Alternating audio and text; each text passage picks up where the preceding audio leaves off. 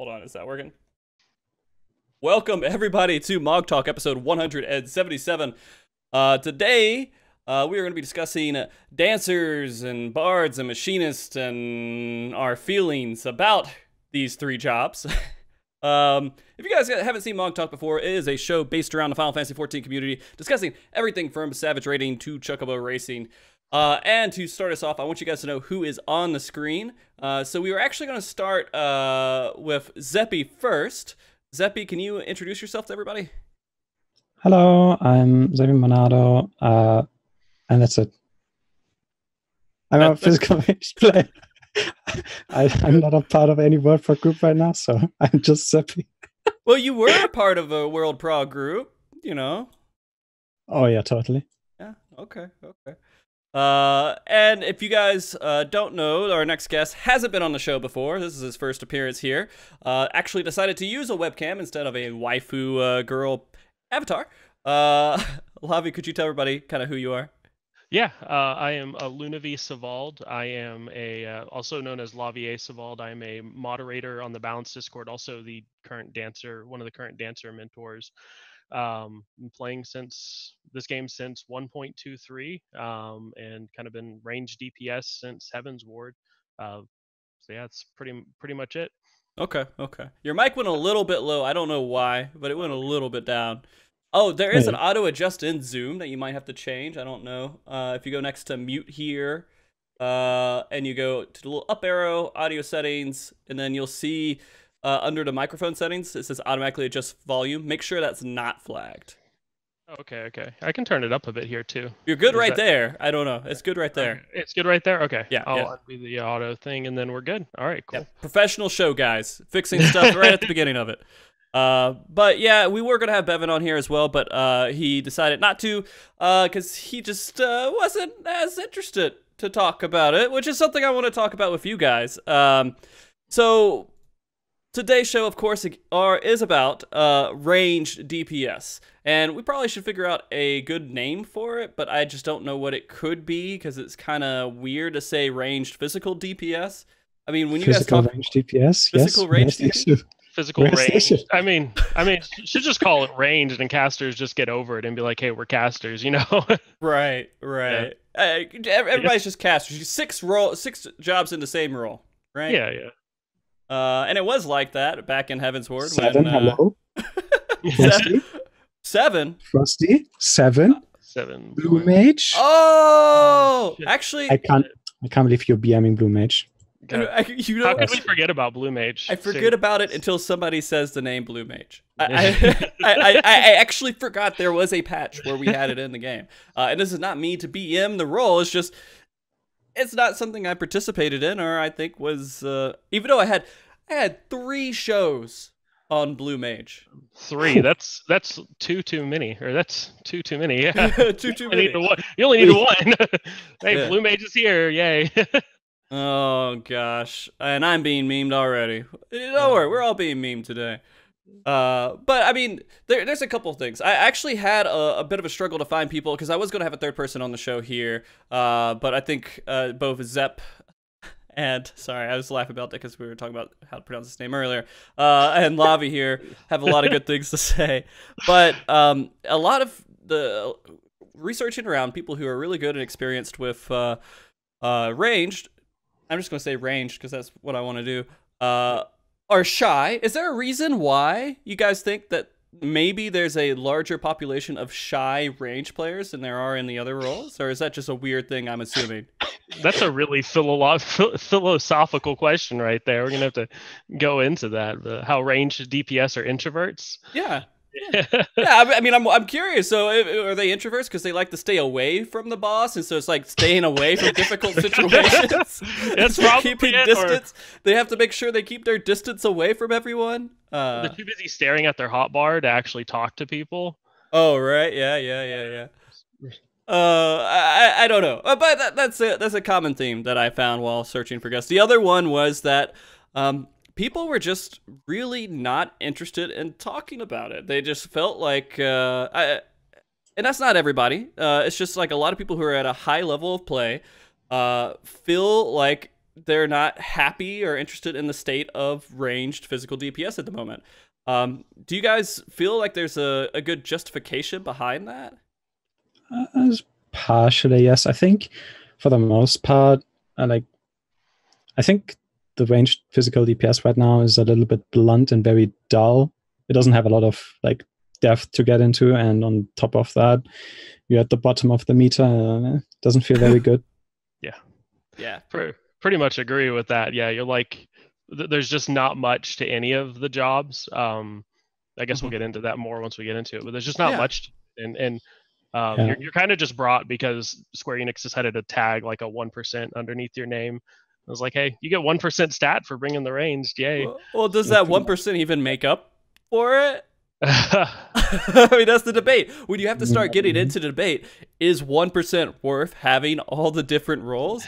Something might be a little bit off, right? Yeah, it's off. It's currently not worth it. In the future, it might be, but other jobs will also scale up. So yeah. Yeah, I think like right now the only if I'm looking like in like a speed group setting or like an optimal group setting, like if I was to build and try and get the most damage, the only reason you would bring a ranged is if you didn't want to double up on a job and you needed the LB, because I think like Samurai is like right there to where you wouldn't want to bring a Samurai just yet, because the 1% that the range brings is like slightly above it, but they're about to buff Samurai, so I mean that may go away unless like you're required to have a ranged. But yeah, like it's that bad that I've power leveled my Samurai and my Black Mage. Yeah, because I'm gonna probably speed clear on that. Like I think, we'll see. But physical range is not in a good spot. And on top of that, what I also want to say, why people find it kind of blunt and dull. So to put it like just as a short TLDR, because we're gonna go into it later, for Bard, it was made simpler and the job stayed the same pretty much, which means if you had already learned it in Stormblood, there was essentially nothing to learn now, except you got 4 removed, you got Misery's End removed, and all that. You got Straight Shot removed, and in return you got Apex Hour. Yeah, we could probably go right into Bard if we wanted to. Yeah, it's a lot of people. Apex Arrow, yeah, is the common complaint. But I also want to mention Dancer. Yoshida said himself, the job is going to be very easy to learn. That's it. And that is exactly how it turned out. It's very easy to learn. It's fun for the first few times. Later on, it becomes very, for me at least. Okay. For Machinists, I think a lot of people were very hyped at the start, doing media tour. It looked to be very interesting. It is a very fun job. Probably the most fun out of those 3 right now. Okay. If you have the ping for it. Very important to note. Do not have the ping for it. It is the most terrible job. Oh. And what ping are we looking at? Are we looking at like 200 ms? Are we looking at 100 ms? What are we talking about? You want to be in the range to be able to weave enough global cooldown within Heat Blast and still be able to double weave. If you can do these 2 things, then Machine is going to be fun. Otherwise, it's not going to be fun. So like within 20 to 100-ish. I think like 120 milliseconds is like the hard cutoff. Yeah. But also like if your network's bad and you start dropping packets, you're still going to have a hard time at that point too. Okay. So if you're not playing Machinists with a VPN, you're not. you either like live right next to the server or you're not playing Machinists. You're probably going to be the person who's made fun of on various streamers' streams when they do Party Finder Traps. Yeah, and then basically Machinists also turned out to be very dull. It's very straightforward. There's some optimization you can do, but it's nothing compared to like other jobs. If you look at what other jobs are pulling out in terms of like spreadsheets and optimization, and then you look at our jobs, you're like, okay. Hey man, at least it's not like DPSing on White Mage, so it's a little bit better than about that, right? that. Yeah, sure. Yeah, I mean Bard is definitely way more engaging than White Mage. White Mage DPS. I could say that with a straight face. Well, I do want to say that like I have been watching people who are getting into the game. They aren't like really high level pro players, but they're playing Machinist and they're playing Dancer. I haven't seen too much on Bard, but I have seen 2 on those roles. And they're like, I love this job. I'm having a lot of fun with it. They get it to 80, they're happy. And that kind of goes into what Zeppe was talking about earlier, is that, at first they seem really good, but then after you start getting them to a higher level, you kind of starts to get dull. Is that kind of what you're saying, Depp? Or Zeppe? Yeah, it's basically that the skill ceiling is very low. That's what I essentially mean. Yeah. So you will run into the situations where probably for a lot of the community cares about flocks, right, and the percentiles, and you will inevitably run into the situation, especially now with the RDPS changes, where 1,000 players are gonna do the same DPS, and then for Dance especially, it's gonna matter that you run in a group or like a comp with Black Mage Monk and a Dragoon, and if you don't have that, yeah, nice. Yeah, you're probably okay with a Samurai too, but yeah. I think what to better because I feel kind of the same way that Zeppe does, but to maybe explain a little more, if you're playing with the goal of constantly getting better and doing better, you get really bored with the 3 range DPS right now. I think Machinist is really fun to just get on, and if I'm just playing the game, Machinist is really fun to just play. I really enjoy Dancer too, but I think there's a lot of bias there. But just playing them and just clicking my buttons and trying to do something is fun. But when I try to do better on them, and I'm like, okay, how do I get more damage on my Machinist or my Dancer? It just starts getting boring at that point. So I still think that they're fun jobs to play, but that upper level is just not there. Okay. No, that makes sense. That makes sense.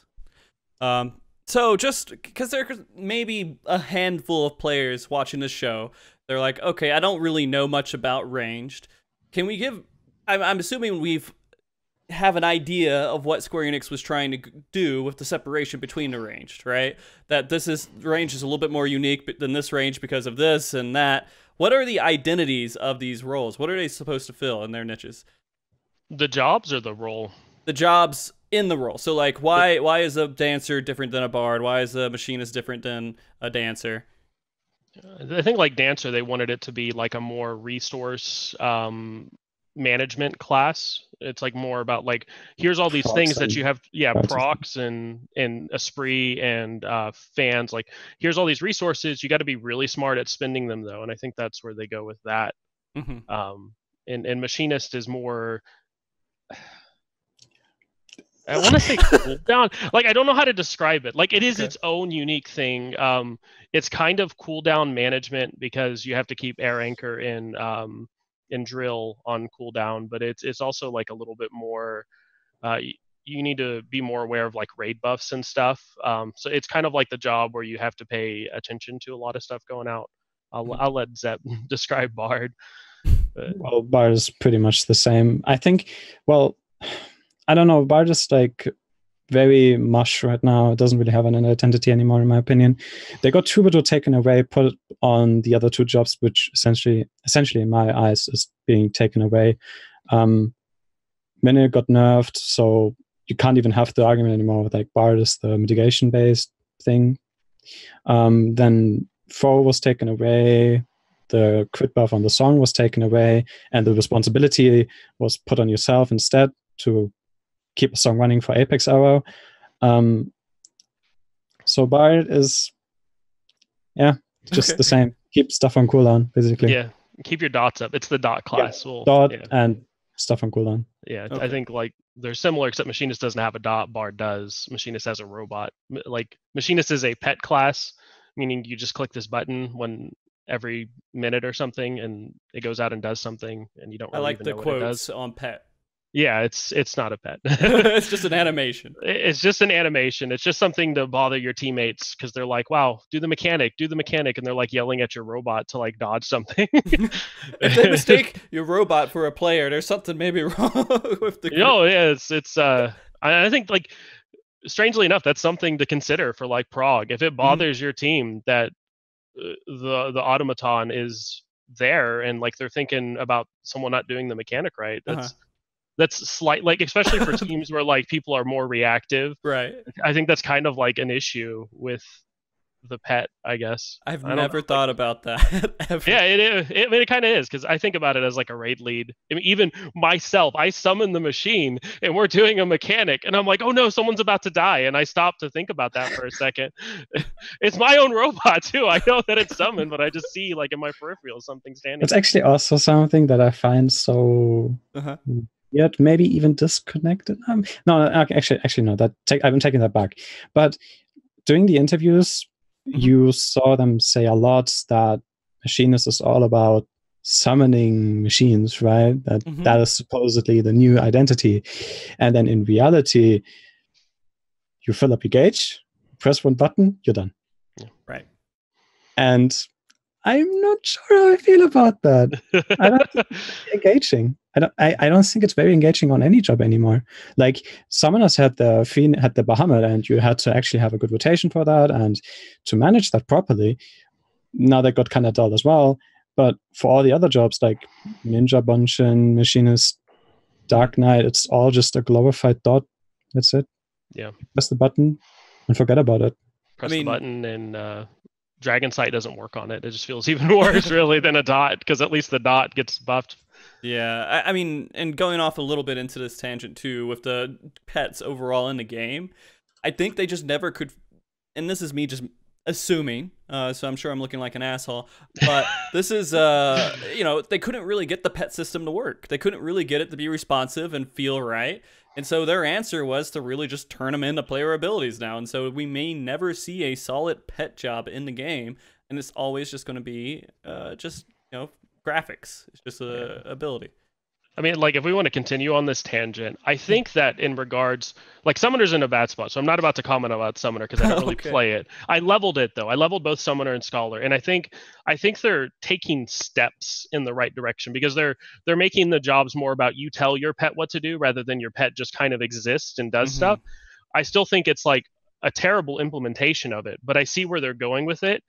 And I think if they like go the extra mile, eventually they will actually feel like pet classes, but they're definitely not there yet. And it feels really bad right now. But I think in my mind, like they have some sort of idea, but they just haven't fully like realized it yet. I gotcha.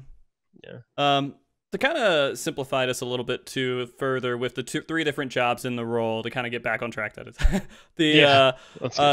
Dancer is your support buffer, you know, lower DPS, but helps the rest of the team. That's their position in this role. And then you have, I guess, Bard kind of in the middle of all that, but it's really hard to justify a lot of support. Like, I disagree so heavily with saying it's in the middle. Bard is basically, you have a button you press every 3 minutes. How is that in the middle? How? Tell me. I don't get it. It's not in the middle. This is nothing. But I mean, it's more than what Machinist does, or is it about the same? I mean, it's more that, I mean, to be fair, like button than Machinist, but it's infuriating if you think about it. How can they say that Bard is in the middle when it's just one button every 3 minutes? If it was like 60 seconds, I would understand, because then you have because then you would have something to press every 60 seconds. But every 3 minutes, you press a button like 3 times in a fight. Hello? 3 times. You're right. Wait, hold on, Zeppe, you're missing. Bard has Mine, and they have Wardens, all right? And Wardens, as we all know, is like useful in every single raid tier and fight. Oh yeah, Wardens is super useful in E3, right? In E3 normal, is heavy. I was so excited in E3 normal when if you stepped in the puddles during the Maelstrom, it gives you like a dot or something in the normal mode, and you can cleanse the dot. And I was like, oh, Bard's gonna be so great for this fight. I can't wait to do it. And you get to Savage, and it's just like this uncleansable heavy. I was honestly very surprised when I saw the media tour stuff that Warden's Payan made the cut. Yes. I was actually surprised too. I was surprised, and then I was even more surprised when they released a raid and it was just not useful at all. Even while leveling, I didn't feel like it was useful. So it was just like, why did you guys keep this ability? Like you're cutting down abilities. Why do we still have Wardens? We'll get into that. There's another one that we could talk about too for that's a little bit odd.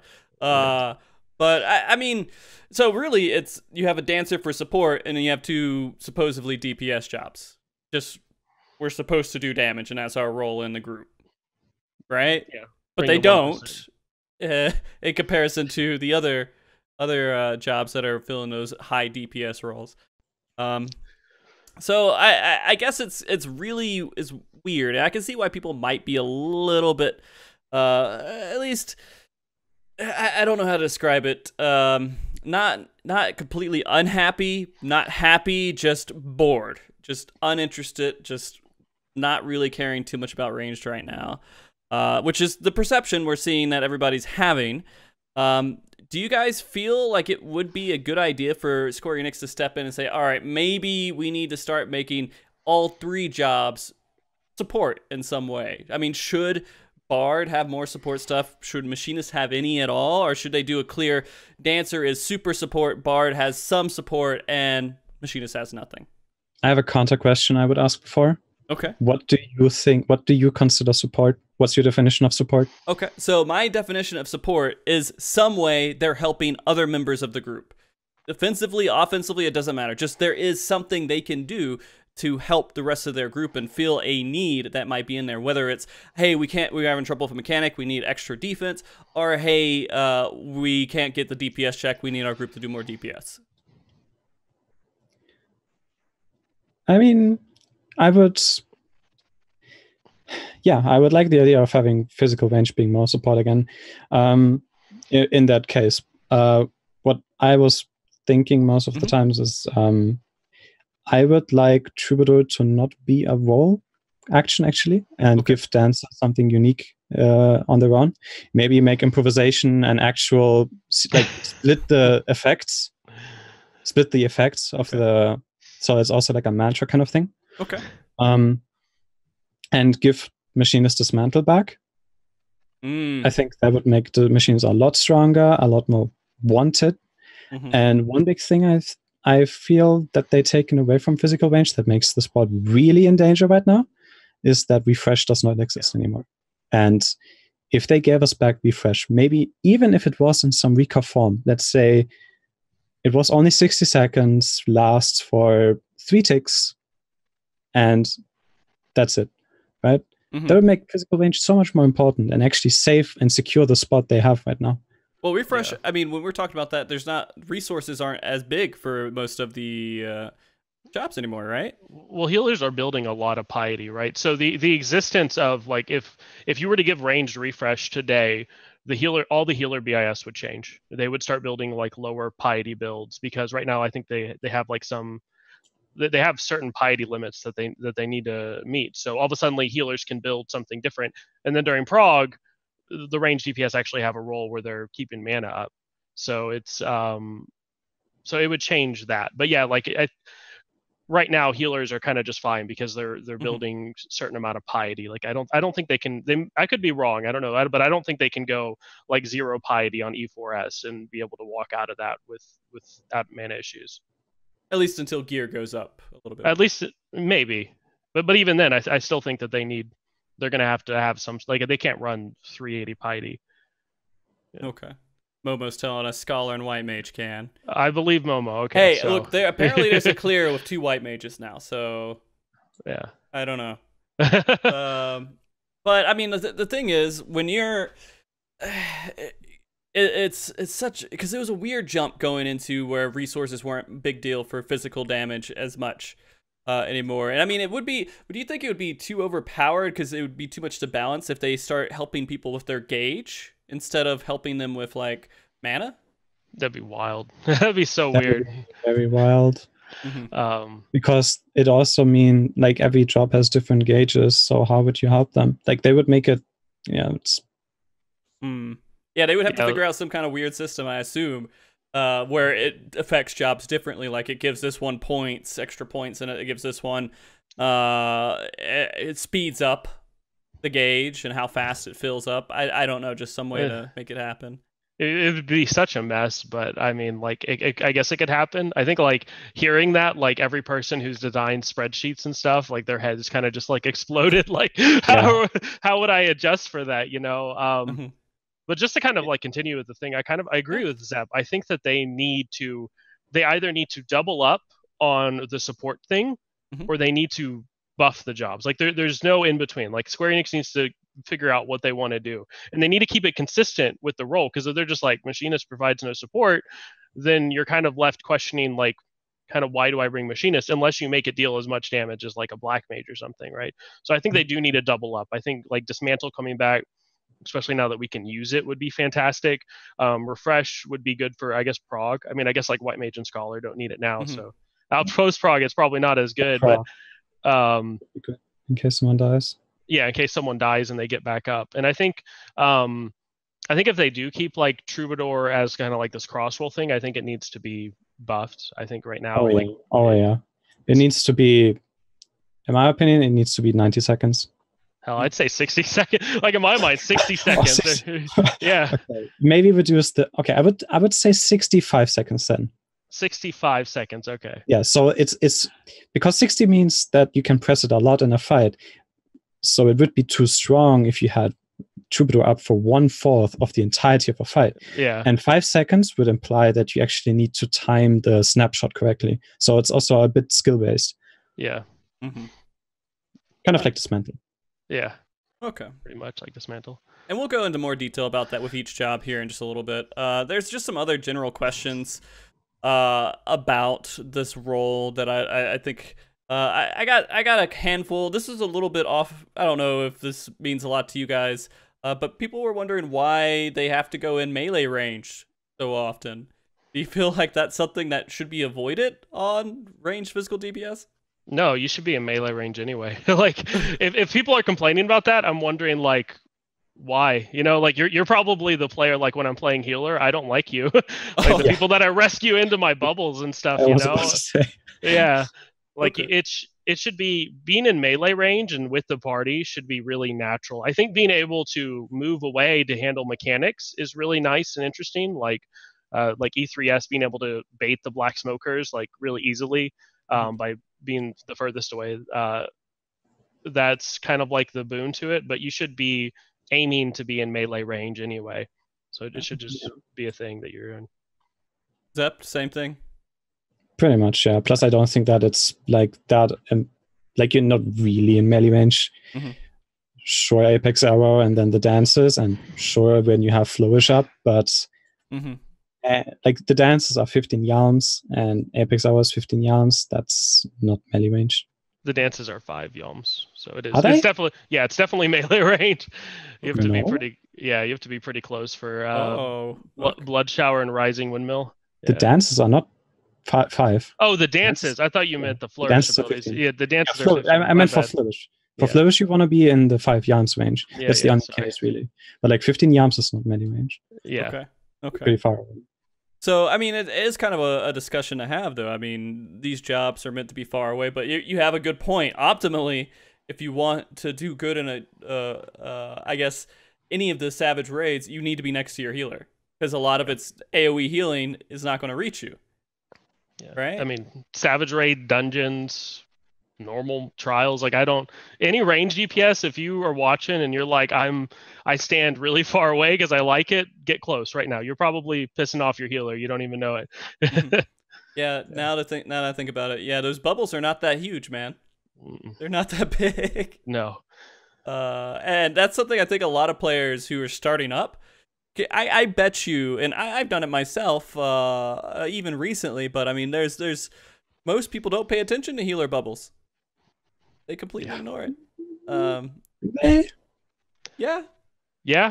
Yeah, they do. They stand like 2 steps outside of it, and they're like half health, and they're just shooting their bow. They're looking at the boss, and they're looking at their hotbar. They're not looking at what's on the ground below them necessarily. And then it's just it's not really that noticeable about, hey, look, there's a nice little clear, cool looking bubble, but you're not like, oh, I need to stand in that. You're just like, I'm alive and I'm doing mechanics. I'm shooting my arrows. I'm firing away. Okay. So it's not really that justifiable of a complaint. I mean, it's just part of what range does. The other kind of just general broad topic here is, this is probably where we're going to see, we talked about a little bit, where we're going to see the downfall of interest in range is in speed kills, right? Because are you going to bring them for speed kills? Any of you? I mean, my group kind of, I'm not really like hardcore into speed. My group kind of does like optimization where we all get together and we're like, we're going to play, but we're not aiming for like the top kills. I do think that we're going to see, if nothing changes, we'll see a shift like after 8 weeks when everyone has their gear. We're going to see groups drop the ranged role and I think maybe bring another black mage or something. I don't know what they're planning, but I would not be surprised if we start seeing top kills without a bard, machinist, or dancer. I think right now it's like either you go triple melee, that being dragoon, monk, and samurai plus a black mage, or you just go double black mage. But everyone probably still just wants to wait and see how it actually looks at once everyone is biz. And I don't see a physical range being in right now, but I would still wait with those conclusions. Yeah. Because, I mean, they're still making changes to jobs. I mean, 5.1 will probably be the biggest change, or one of the last big changes that we'll see, unless things just go completely horrible. I mean, in the past, speed kills have been Dragoon, Ninja, Bard, Machinist, right? For like I guess Heaven's Ward in the beginning of Stormsblood, yeah. Stormblood in the end was usually like Summoner Bard. Okay. Yeah. Once they buff Summoner, yeah, you kind of drop to Machinist. So, I mean, you could make the argument that they've had their time in the spotlight for speed kills, and maybe it's someone else's turn now. I don't agree with that sentiment. I mean, like double ranged, okay, I get it. Like that's fine. But single ranged, yeah, I don't see like a reason why they should just be so weak that they're discluded. It's a whole role that you're discluding. It's not like a single job sort of thing. I'm all for like changing kings, like the meta shifts or something, but removing a whole role is like removing kind of like a whole identity. And there's a lot of players who, when they play range DPS, they play 2 or now there's 3. They play, 3 roles. They play all 3 jobs in there, and just having all of those not be good for something, that would feel really bad. Yeah. And I mean, we kind of thought, we had a lot of assumptions, and this kind of goes into our first narrow topic of jobs here, which was Dancer. Everybody was like, hey, oh, Dancer, oh, that's going to be awesome. And then other people were like, this is going to get fucked up one way or another. And yeah, we figured out which way it might have been fucked up. So the whole point was, hey, Dancer is going to make one person really powerful in your party, or that's what we thought. And either they can balance it to where it's like really ridiculously overpowered, so optimal players will always have a Dancer no matter what. And when they go into Party Finder and they're playing with people who aren't optimal, then they're shit. But what you guys seem to conclude is shit both places. Is that right? It's like okay in like an optimal, like compared to other range DPS. Now, when I make these comparisons, I'm in the same role. It's okay in like an optimal group. Like if you have a monk that works around the devilment buff, or if you have like a really good samurai or like a really good black mage, it's still weaker than the other range, right? Which is really terrible, because that means in the groups where you don't have one of those, right, it's pretty garbage, right? And that's pretty sad, right? Like it should be strongest in the environment where it's made to strive in, and then weakest in the environment that it's made to not strive in. And right now it's just slightly weaker in the one that it's really good at, and just a lot weaker in the one that it's really bad at. Yeah, that's how I see it as well. I think basically imagine taking away resistance buffs, but actually putting it on That's pretty much it. It's like, Dancer's piercing. Yeah, they took away piercing, right? But then they just put it on Dancer. You're right. No, absolutely. I mean, that's what everybody was excited for, though. Everybody was really hyped for, like, we don't have to depend on Dragoons anymore. We don't have to be upset about it. But now you just do less damage. Yeah. now you just depend on the Dancer. Right. And I mean, Dancer, again, a lot of people are having fun kind of exploring it, but when they get to that higher level, it does see a lot of heat. And it's such a hard job to balance, because these jobs have to be balanced with other jobs. Just to make a correction, Machinist sees all the heat, not Dancer. Okay. I'm sorry. That was good. Good. That was a good one. But I mean, so let's talk about this. When you guys, I don't know if either one of you leveled Dancer right off the bat, or if you waited a little bit. That's the very because like I was really big into like the month before the game, my whole I don't want to say my whole life, but most of my free time was Dancer. Like I was coding the simulator that we use like right now to figure out damage. I was trying to figure out like how the hell we're gonna play the job. I spent a lot of time working on like Dancer stuff and figuring out the best way to do it. So the very first thing I did when I logged in, because I logged out at Limsa, I talked to the NPC, unlocked Dancer. The very first thing I did, I kid you not, I started standard step and I hit my potion button because I really wanted to know if I could hit potion during standard step. That was very first thing I did. All the theory crafting we did. Like, do you remember that close position thing? Oh yeah, where like we wanted to like switch partners and stuff, or switch partner if you can have it on multiple people. Yeah, like we still feel that would be more engaging on Dancer. Yeah, could have. It really could have. If you could actually put close position, if you were actually like swapping people in and out, I feel like that would make Dancer a lot more interesting. It would be a lot more fun, I think. If like number one, even if partner swapping was a thing right now, that would be fun. But if you could maintain standard finish on 2 people, that would be really fun. So, just to be clear for the people who don't understand, like me, as much, Dancer in general, close position, that's the one where you give somebody a buff? You basically tether yourself to a player, and then you use, and then when you use the ability Standard Step, which has a 30-second cooldown, you and your partner get a buff that lets them deal 5% more damage. And that tether has to be on the same person the entire fight? Yes. If I give you the buff and then I don't want to be your partner anymore, I want to be Zeppe's partner, you lose the buff, and then Zeppe has to wait until I use standard finish again to get the buff. Okay, so it's 100% pointless to swap because this is definitely a clear loss. Okay. Yeah. It's not 100%, but yeah. It's like 95%.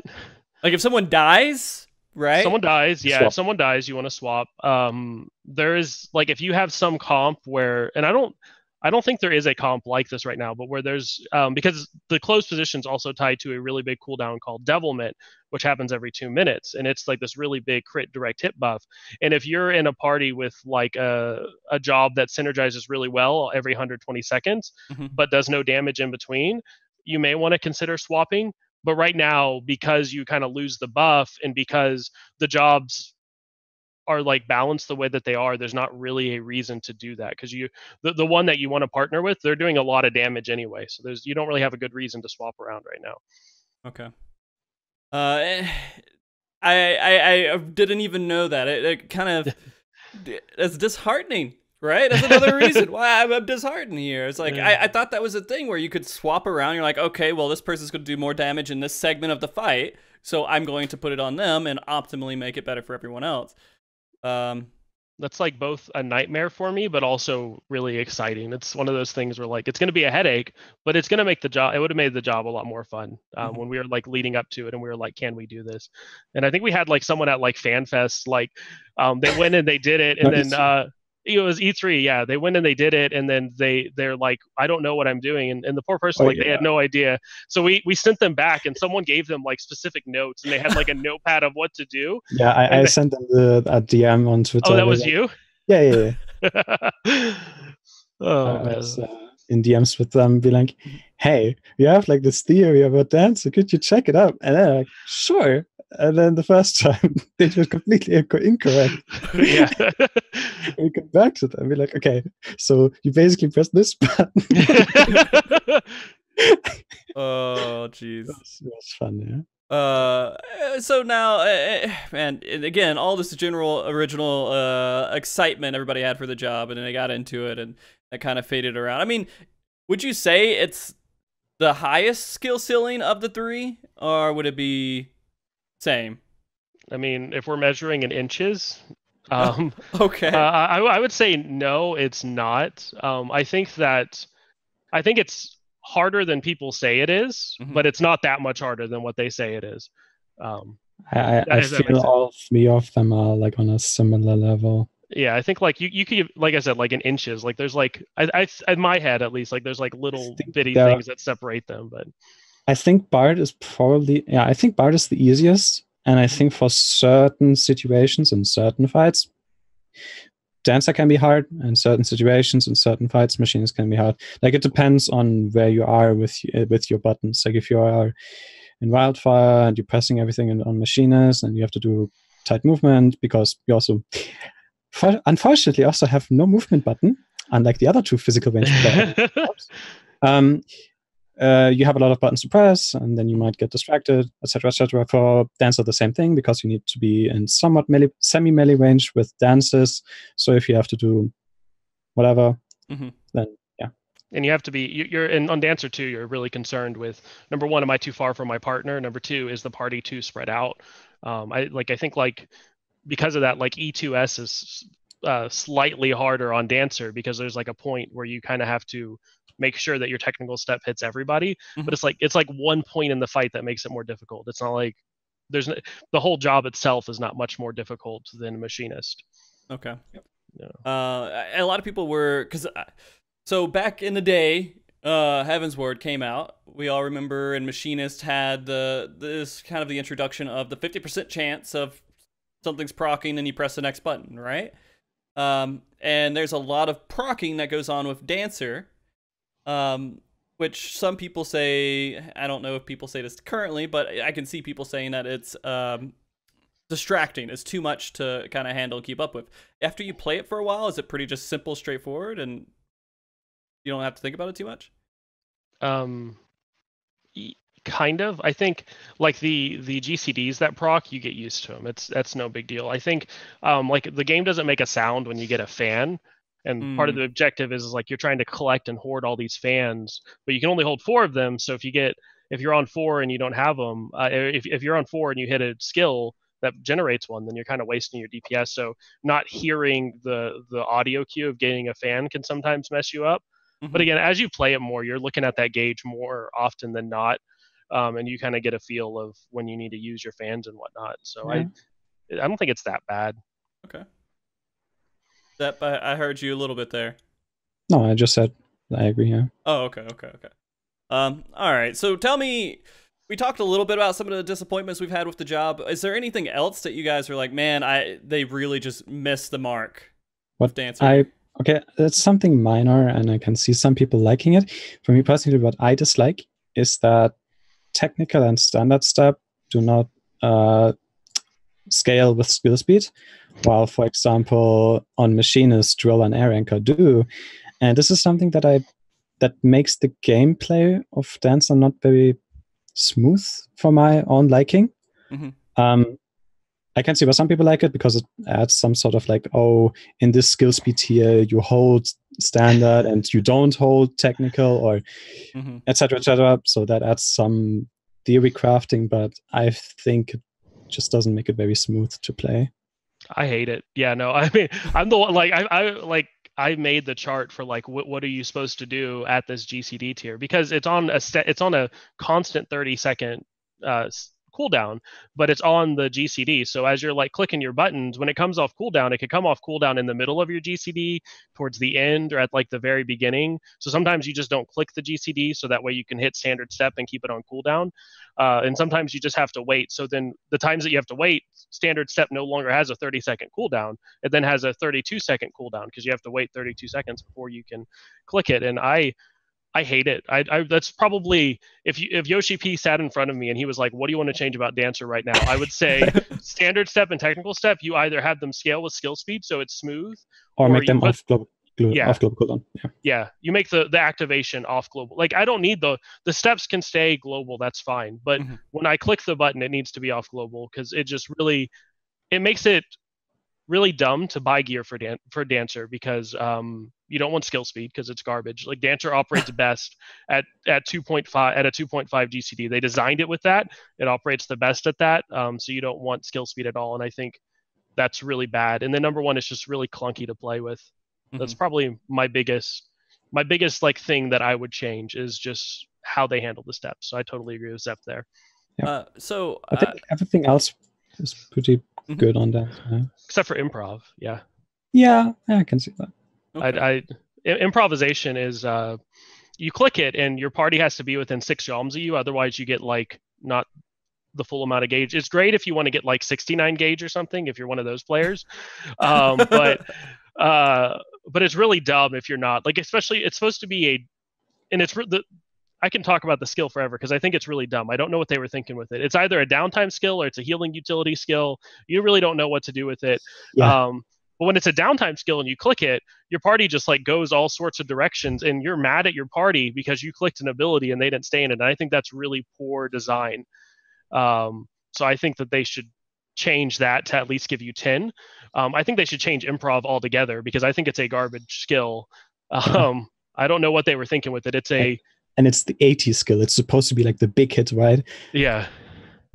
Yeah, and that's why I said earlier I would like improvisation to be split apart into two different skills. One that just gives you gauge, and one that has the healing effect. Yeah, I absolutely agree. And I think the healing, like if they want to leave it the way it is, they need to buff the healing effect because 10% on 180 seconds that stops your autos and stuff is really stupid. 20. 20 seconds. Sorry. Wait, what? 120. Oh, 120. Yeah, sorry. I was thinking pre-release. It is 120 now. But pre-release, it was 180. But I think that's really dumb when like Monk has 90-second mantra that's 20% healing, and they just click the button, and they're a Monk. They're like a melee DPS, you know? They're not a support DPS. They are. They're a support melee. Yeah, and it's on 90 seconds, by the way. It is. Like, yeah. It's free real estate, right? Okay, so I wanted. That's actually something I've heard people complain about is with the healing part. Dancers will ask their party, "When do you want me to use healing?" And the healers are like, "I don't really care. I don't feel it. It doesn't mean anything to me. I'm already planned for all this stuff." Do you guys feel like it's not really a big deal that dancers can heal? I think, as someone who's been in a group where I've actually saved my group by clicking Curing Waltz, I think I probably have a little bit different opinion. I think it's not that great of a skill, but it's a skill and it can have a use. I think in both like prog, when you're playing with people who don't map things out, or if something unexpected happens, like a healer dies and tumults are happening, and that one heal could actually make a big difference because it's about the same heal as like a Medica. I think in optimization, I don't know any group that's planning around that heal. I think that you could, but it would be like at the bottom of the checklist. Like, are we using a GCD here? Do we have a dancer? Is everyone stacked all nice and neat? Can we use Curing Waltz? Maybe we can save something there. But yeah, the skill, I think it's as good as it needs to be, but I don't think it needs to be. It could probably be a little bit stronger. It doesn't need to be busted, and I don't think that it's really like the crux of Dancer. I feel like they kind of threw it in because people want the Dancer to be a healer, and they're like, have this, take it. I still remember really far back they were doing an event that was for an anniversary, and you followed, I think, Yoshida around while he was playing a Bard. And there was some fate you did, and he did an AoE regen. I'm like, that's coming. Bard's going to get that. Bard's going to get it soon. I know it's going to happen. And then they make a whole new job and give it to them, and I was like... They give it to them. Why? Yeah, come on, man. They took more stuff away from him, but I guess... More feature stuff. Yeah. I guess if you had to say, Dancer, they did this right. They don't need to change it. Please don't mess with this. It doesn't need to change. What are things that they definitely nailed on the head and you want them to not mess with at all? I think, and this may be a little contrarian too from what I hear people saying, but like Saber Dance I think is fine. I think like the how Esprit works, other than the fact we don't know how the percentage that it generates, I think the way that it How do we not know that information yet? Have we not been able to... Do you have Yoshi P's number? I would love to figure it out because it's not on the tooltip, and like the tooltips in different languages are like, yeah, it's different for each job, but we're still not going to give you the number. And I've tried to get like a community project of people that get dancers together and try and figure out like what the rates are, but that hasn't gotten too much traction, and I haven't had time to personally test it. Okay. But we don't know the exact percent. But anyway, I think that like the hecticness, that technical step that 20-second window causes, because you're generating a spree really, really fast, and you have to balance your procs, you have to balance your gauge, and you want to keep standard step on cooldown. That one little window feels so great that I don't think I would change anything about. However, we're handling those 20 seconds. It feels like feels really similar to like Heaven's Ward Machinist, where you're just like really, really busy in these windows.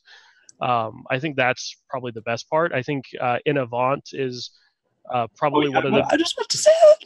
Yeah, it's probably one of the best skills in the game, I think. Okay, yeah, okay. I love it. It's so great. Let's Zeppe talk. All right, Zeppe. Yeah. And I thought it's just the best skill ever. Like honestly, it's so good. It feels so rewarding.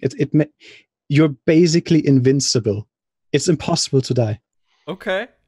Like you can also cheese mechanics. Like it's just amazing. Describe it to me. Describe it as someone who's ignorant and. Okay. Basically, you charge forward 10 yams, and you have 3 charges over that. And it's basically it's not targeted, so you can do that outside of a fight as well, right? So let's say we're like in 6.0, we're all leveling. Okay, I'm gonna level as a dancer because you have 3 charges, so you can dash to all the quests faster than everyone else. It's amazing, dude. You can dash into the walls and off the ledge pretty fast too, can't you? You can, yeah, you can. But yeah, basically the fact that you can aim it, it's like on Legacy, it's like a different thing. I use standard, but basically if you aim it, it's basically so cool. It's so precise, and I just absolutely love the skill. I do not want them to remove it. If at all, I would love them to give something to Machinists. Oh, so they can do something similar? Something nice. But yeah, there is... Innovant just always feels good to use. Okay. Yeah, Machinists could have like a grenade they throw behind them and it shoots them forward or something. Oh, yeah, they throw like a AoE on the ground and they jump away like... I'm taking a question away from the tweet. Okay. I think Repelling Shot is amazing as well. I love it. It's one of my favorite skills. Okay. If you trash talk it, I will bully you. All right, I want you to bully me. Hold on. Internet's going crazy. They should add a charge to Repelling Shot. But I love Repelling Shot. Okay. I've always been using that. Whenever I can, I use it. For example, in E2S, I was helping out my group on EU, and basically they make me move from northwest to southeast within like a very short frame of seconds, and I need to go into the puddle. So what I just do is I stack on the one side, go through the boss, and then once I hit the hitbox and I'm on the other side of the hitbox, I hit Repelling Shot and I'm safe. Okay. I love Repelling Shot. It's amazing. So let's get in the Bard here. That is our next one. We can go ahead and start talking about it some, if you'd like.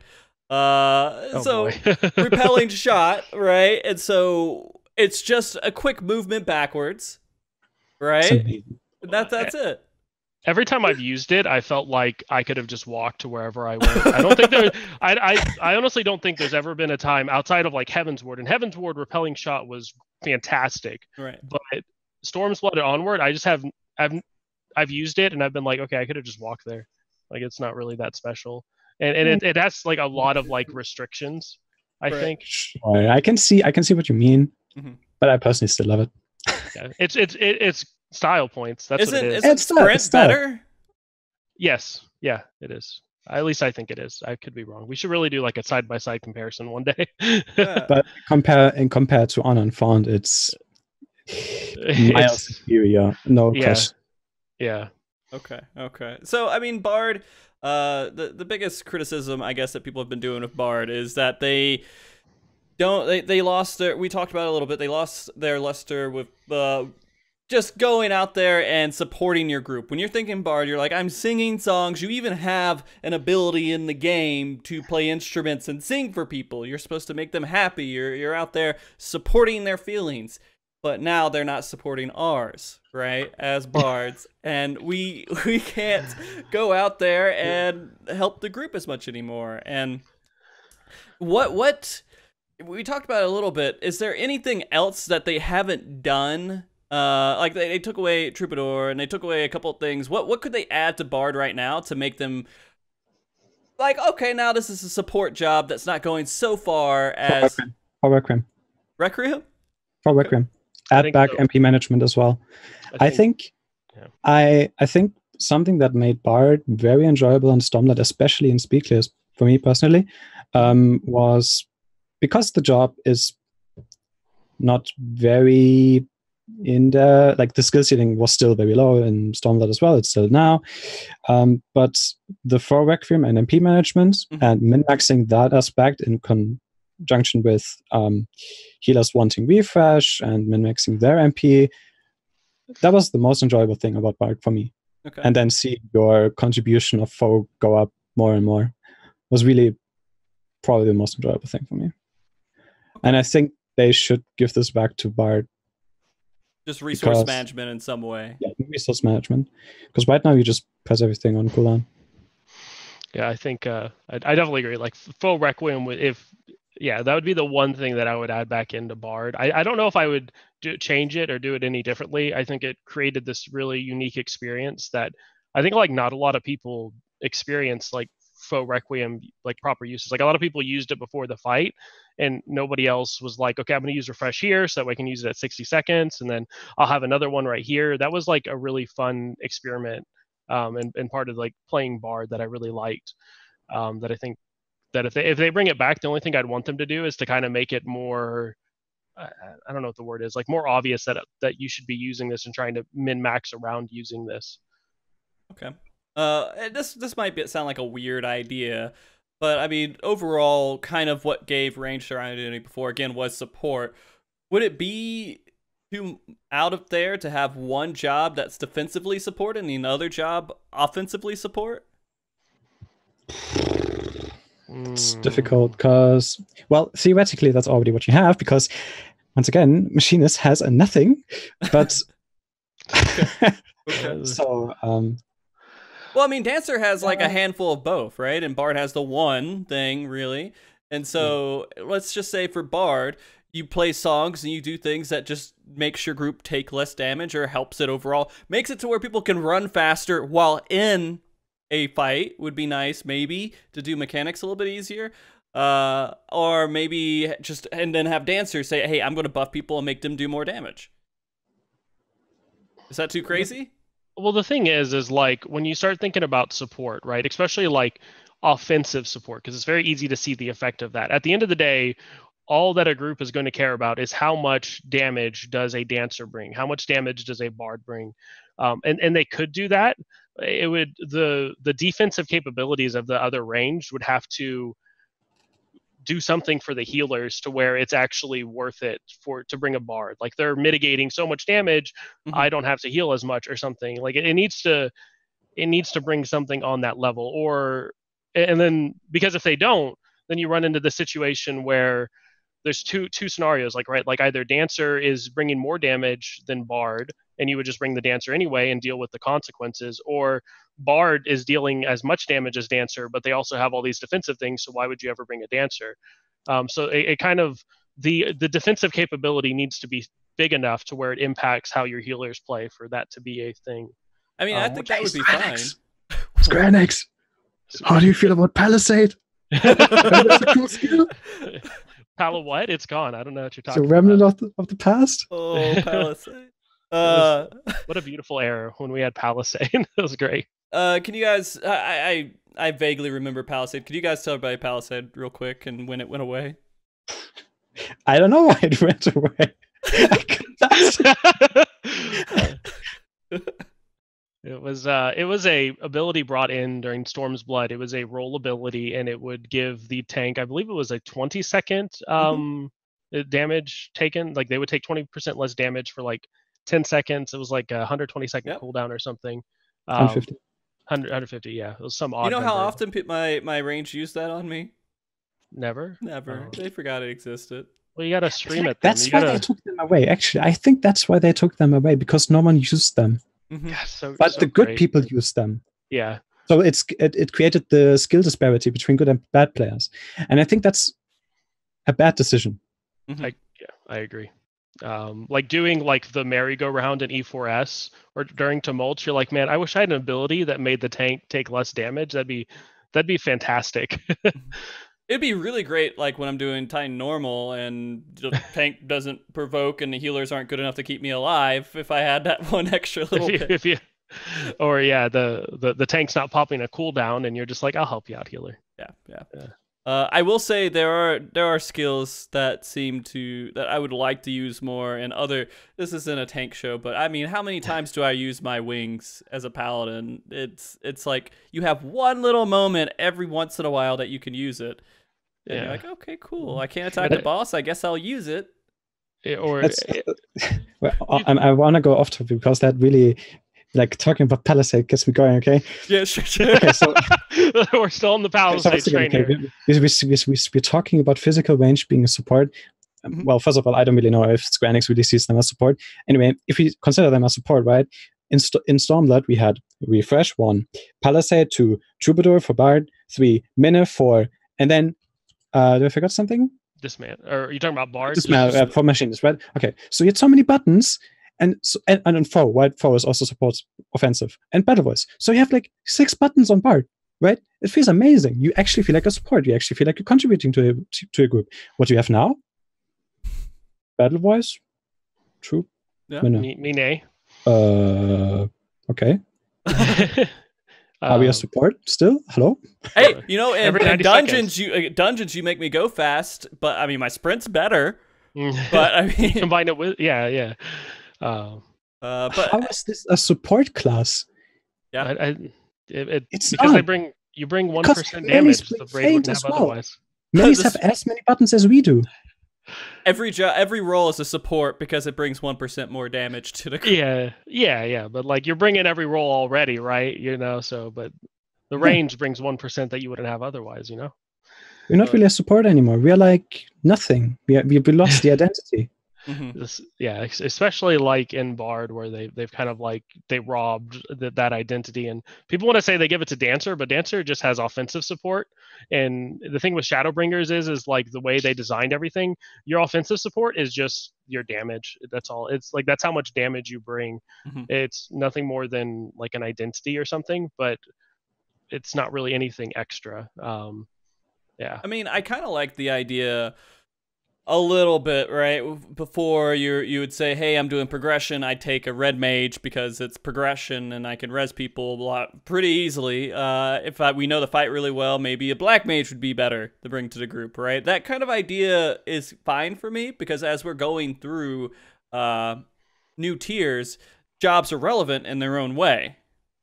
And when you get below the hardcore level and you're getting into just like the middle ground and the casual players and everything else, it doesn't matter at all. When you get to the higher point, that's when they will both play a progression job and a speed kill job maybe. So they can say, hey, I want to kill this faster with my group every week. We know the fight already. Let's bring this role in here because I want to play it. While we're doing progression, I'm going to play Red Mage because I want people to stay alive. Or I'm going to play Machinist, who now is a support because they shoot electrical currents into people's body and reses them. I don't know. Reses them. That'd be nuts. They just pull out like a little EMP. What'd you say, Zeppe? My support is my damage. Hey, I like it. My support is my damage. Best offense or best defense is a good offense, right? Yeah. Oh, jeez. I mean, we're kind of seeing that a little bit too with the newer. Well, I don't know. How much do we see that you in E2S? If you kill the fight faster, you have to heal less. You have less big AOE stuff, right? Yeah, I mean, you skip if you skip Quietus and the cycles, like the fight's a joke pretty much. So I mean, I guess cycles aren't that hard anyway, but it's like a really hectic moment, right? And you skip that, and if it would feel good. I would love to skip Quietus every week. That'd be great. I would love to do more damage. Then if you bring this argument, like if you actually seriously brought that argument, okay, I would say that you wouldn't bring a physical mage anyway. Just take a samurai. It's true. It's true. I think maybe that would help us even with this show if we could just call the role support. And then you have your casters, and then you have your melee, and I can have a support show, and I can have a melee show, and I can have a magical show, whatever. It's just, it would be nice if we could actually get them defined in there to where they do lower DPS, of course, everyone else, but they do a little. But in terms of Bard, did they do anything? Did they do anything good? Yes. Okay. They did. They absolutely did. I think the change to Barrage is amazing. I love it. Okay. Is that it? That's where we end it? I mean, and I don't even know if when I look at what they did to Bard, in my head, I'm like, yeah, these are good. These are good changes. This is great. Oh. You know, no more crit scaling. Straight Yeah, shot was I really was about to annoying say to keep up. Like it was really annoying to keep up. It's gone. That's great. You know, barrage now gives me refulgent. That's great. But then when you like go back out and you're like, what are the things that I loved about Bard? I loved snapping, snapshotting crit buffs. That was great. That was fun. That felt engaging. I love that little period of like 20 seconds where you're like sweating, like, am I going to get a barrage proc? I mean, am I going to get an RA proc? Or am I going to have to barrage this Imperial Arrow? And now that's gone. Even just like optimizing, like when you use straight shot or not, like that was still something that I had to think about that now I don't have to think about anymore. So when I describe like what they did to Bard, I'm like, yeah, they made it better, but by making it better, they made it worse. I mean, that is an argument. That's an argument a lot of people have, is like dealing with RNG elements. Is that fun? And to some people, yeah, that's a lot of fun. To other people, they're like, no, I want to be consistent every single time. Stockholm syndrome at its finest. It's so true. So I initially, when I saw the changes to the procs, like that it's not scaling on crit anymore, my initial feeling was, I can see why they did that, and I can like it for the first tier, because basically what happened in Stormblood was you had low crit at the start of the expansion, and you don't proc a lot, and the job feels very... All right. At the end of the expansion, your crit goes very high, and you swim in procs, and it's very enjoyable. And that's basically what they set out as the standard now. I think end of Storm, that was about 38% with straight shot. Now it's 40% base proc. That is not considering the crit buffs, but basically the very standard proc chance is now slightly increased, and it's basically very consistent throughout the entire expansion. I think that's what they wanted to do, is that basically make the job feel consistent. I like that, but I'm not sure if I will like it throughout the entirety of the expansion, because right now, whenever I see Litany and Chain, I still have that muscle memory of pressing Iron Jaws. I want to press Iron Jaws, but at the same time, and I want to press Iron Jaws even twice, but at the same time, I know, it's not a thing anymore. It's gone. Yeah, I spent more time unlearning Bard than I spent learning Bard. Dude, and when I started the expansion and I was attacking my first mob and it went below 20%, I smashed my Misery's End button as hard as ever, and I just realized it's gone. It's not there anymore. Fuck, what am I gonna do? Did you guys? I have to ask. Did you guys take the abilities off your bar, or did you leave them? No, they're still there. I took them off. I have like a little memory bar of just stuff that I like. I really like the skill. I want to remember. I do it too. Lots of question marks everywhere, all over these like blank hotbars I use for nothing else.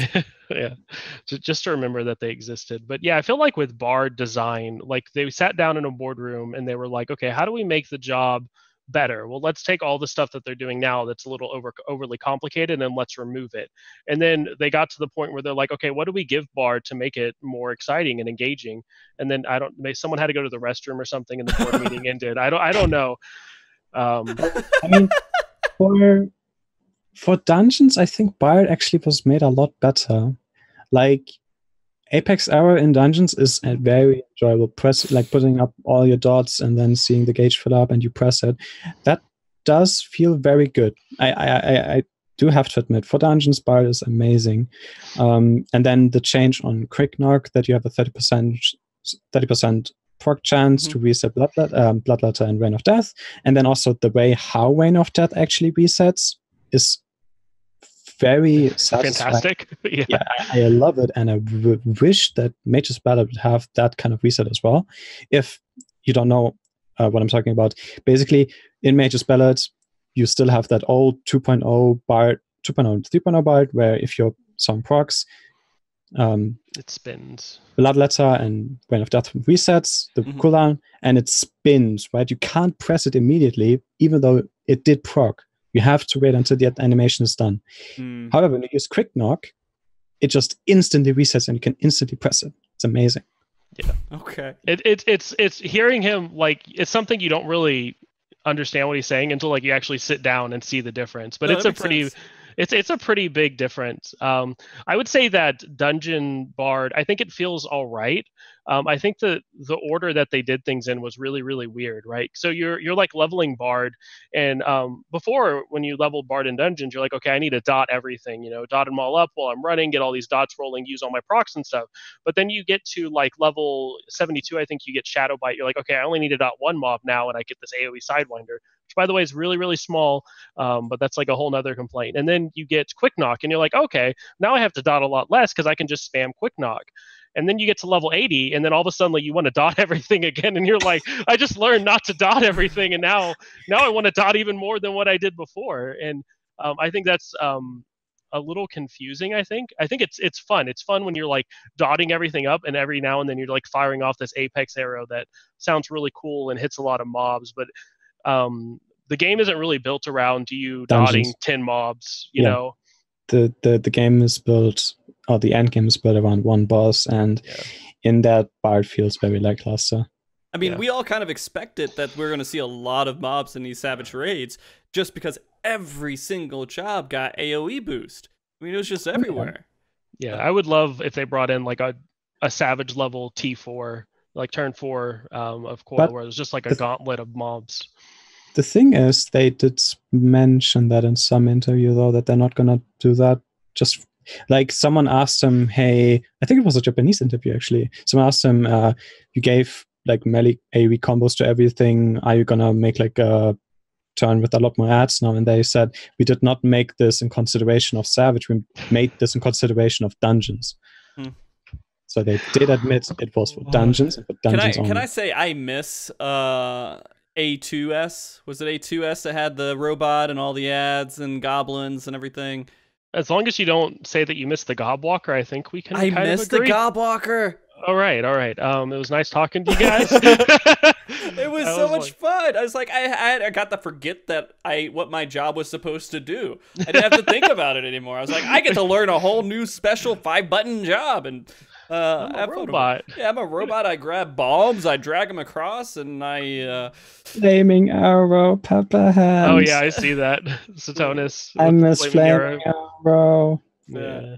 That Bard is just a really sad topic right now, I think. Well, Bard is, it's been in the game since its launch, and so everyone who wanted to play range support played Bard, and eventually, of course, Machinists came into the mix, and then we have Dancer now in the mix as well.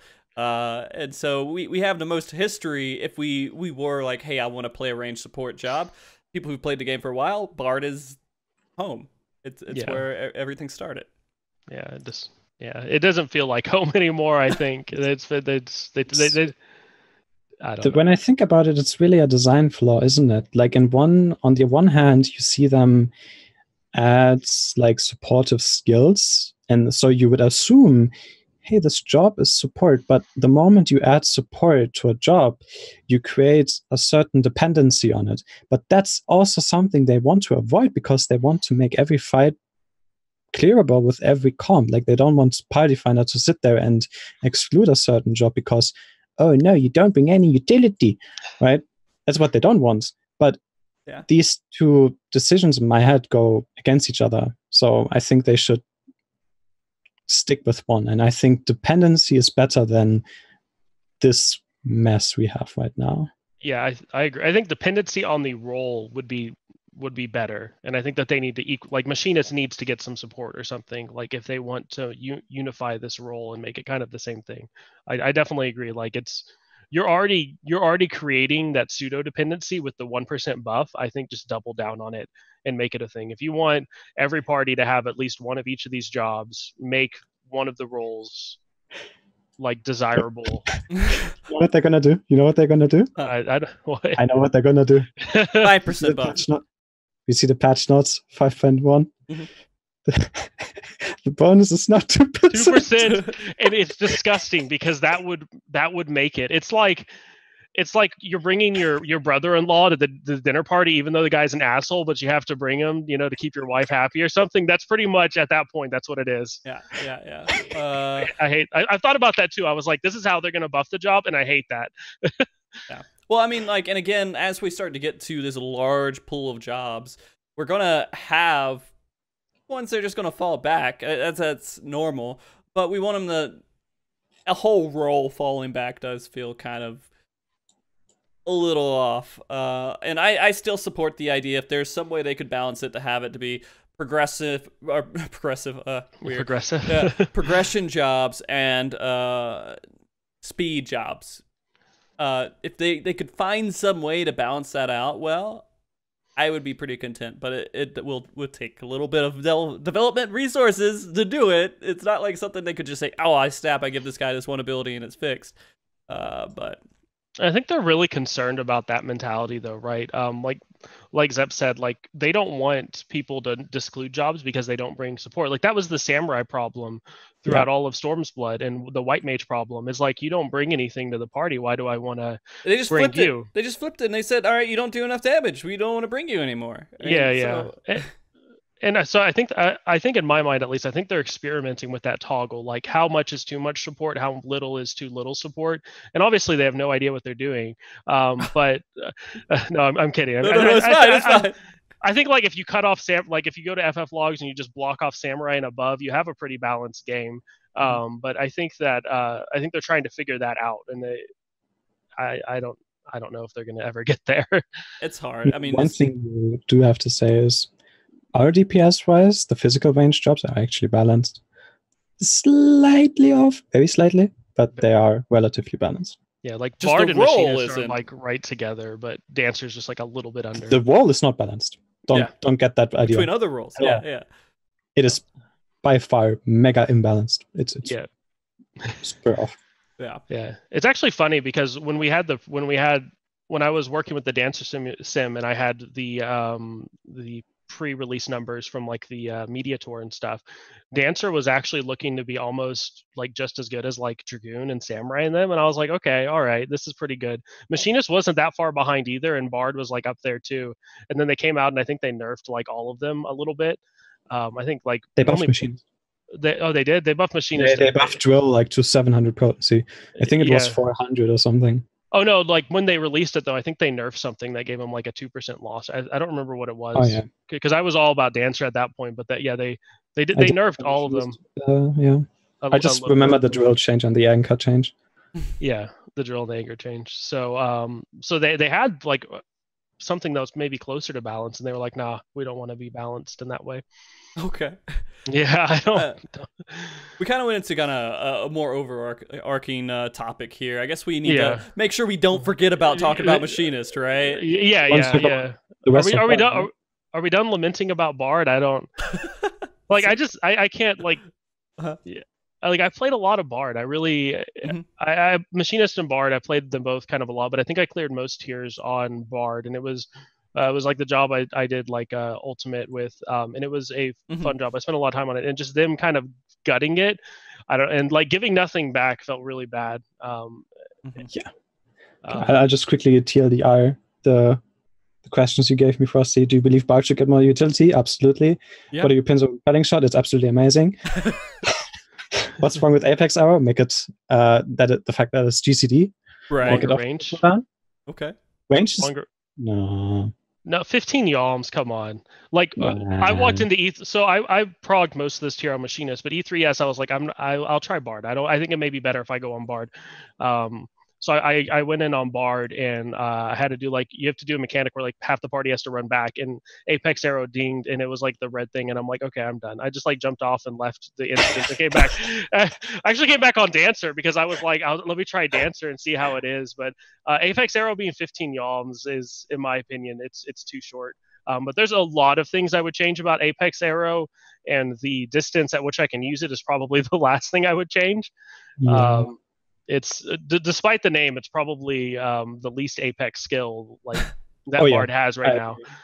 Yeah, the sound's great. I would not change the animation or the sound. I would love to click the button more. Is basically where I am.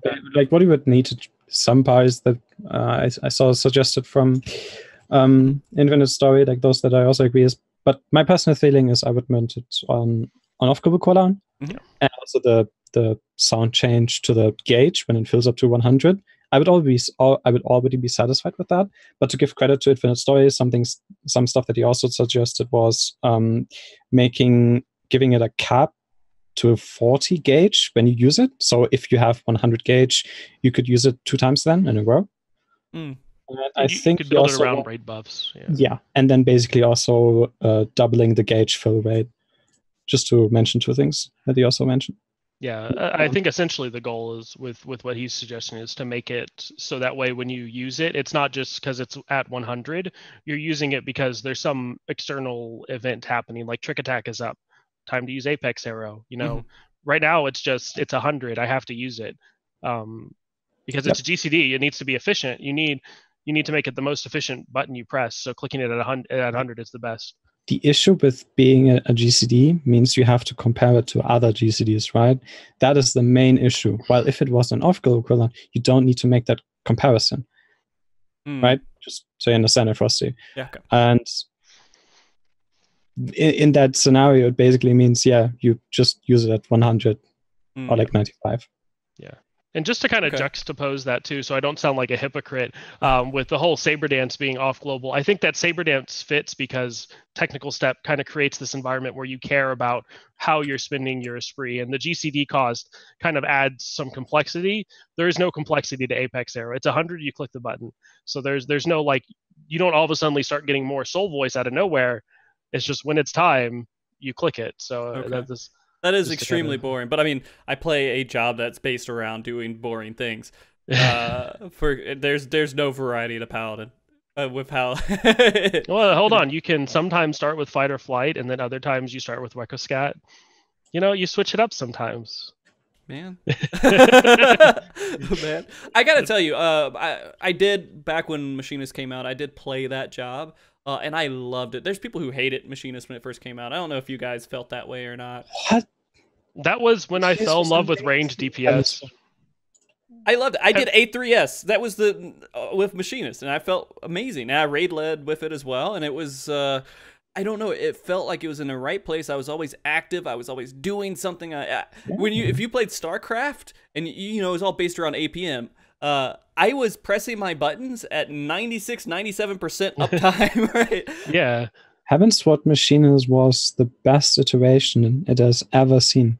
I think I would go so like, and this is obviously my personal bias, but I think it's the best iteration over like any job that has ever existed in the game because of like it made. I was never a big fan of casting, but Machinists made it work, I think. And you not only were you trying to get into these burst windows, but you were optimizing how you were using your ammo to like move. Like in Cruise Chaser, like there was a part where you wanted this proc, and if you got the proc, you held on to it because you needed it to move to dodge like the optical lasers and stuff like that, or you used your reload at a certain time. There was just so much going on for the job. It was so much fun. Stance dancing was it was. It really was. Everything about Heaven's Sword Machinists was just amazing. Like also like having the strong wildfires and the weak wildfires, wildfire in general being 15 seconds instead of 10 seconds, having 5 armor instead of 3 armor in Stormblood, having ammo in general at all, because now it's gone, having dots. Ammo actually meant something, Yeah, it's lead shot being my up. favorite job. Yeah, at all times. Yeah. I definitely agree. That was kind of when I fell in love with the role itself, and I played a lot of Machinists then, and I was really involved with like Machinist in the like early time when it was released. So that was having the distinction between Dismantle and Rend Mind was also super fun for certain fights. When you had a physical tank buster, you would use Dismantle, and if you had like a AoE, you would use Rend Mind. So, but I mean, like to be honest with you, like that. I guess you would just have to know the fight to know which one you were going to use, but it didn't really do much besides that, right? And it depends on your group. Like it could have done a lot. Like it could have meant like life or death, or especially like it was 5%, and so like if someone got down to 100 health, I'm like, I gotcha. It wasn't like you're alive because of me, right? No, but like having the 2 different buttons for 2 different situations is what I really enjoyed about like the Machinist support. Also having the turrets, because I'm not sure how I actually feel about the turrets, but I guess we're going to go about Machinists in a bit. Sure. But Heaven's Sword Machinists, you also had the turrets and you could place them, and this is also the time where you wanted to use TP /MP regeneration that used your own MP another reason why Bard was kind of iffy, but yeah. So you could place the turret anywhere in the map, and then you could press your promotion button, and then the people would actually benefit from that. That's also felt really cool about Machinists, because then you actually had to consider your placement of the turret. Because, for example, in some arenas, like let's say ALS, if you place the turret too far south, then it wouldn't hit the people that are standing north, right? Mm-hmm. No, yeah, turret placement mattered, and then like if you had a group that would benefit more from magical increased damage or physical increased damage, that was the thing that you would pay attention to, and then you would lose DPS sometimes if you were in a situation where you need to hit multiple mobs, and then you're like, it'd be more efficient to use a single target to buff the people around me who would do physical damage. There was a lot of things that you just had to figure out with your comp and how that affected the fight. Yeah.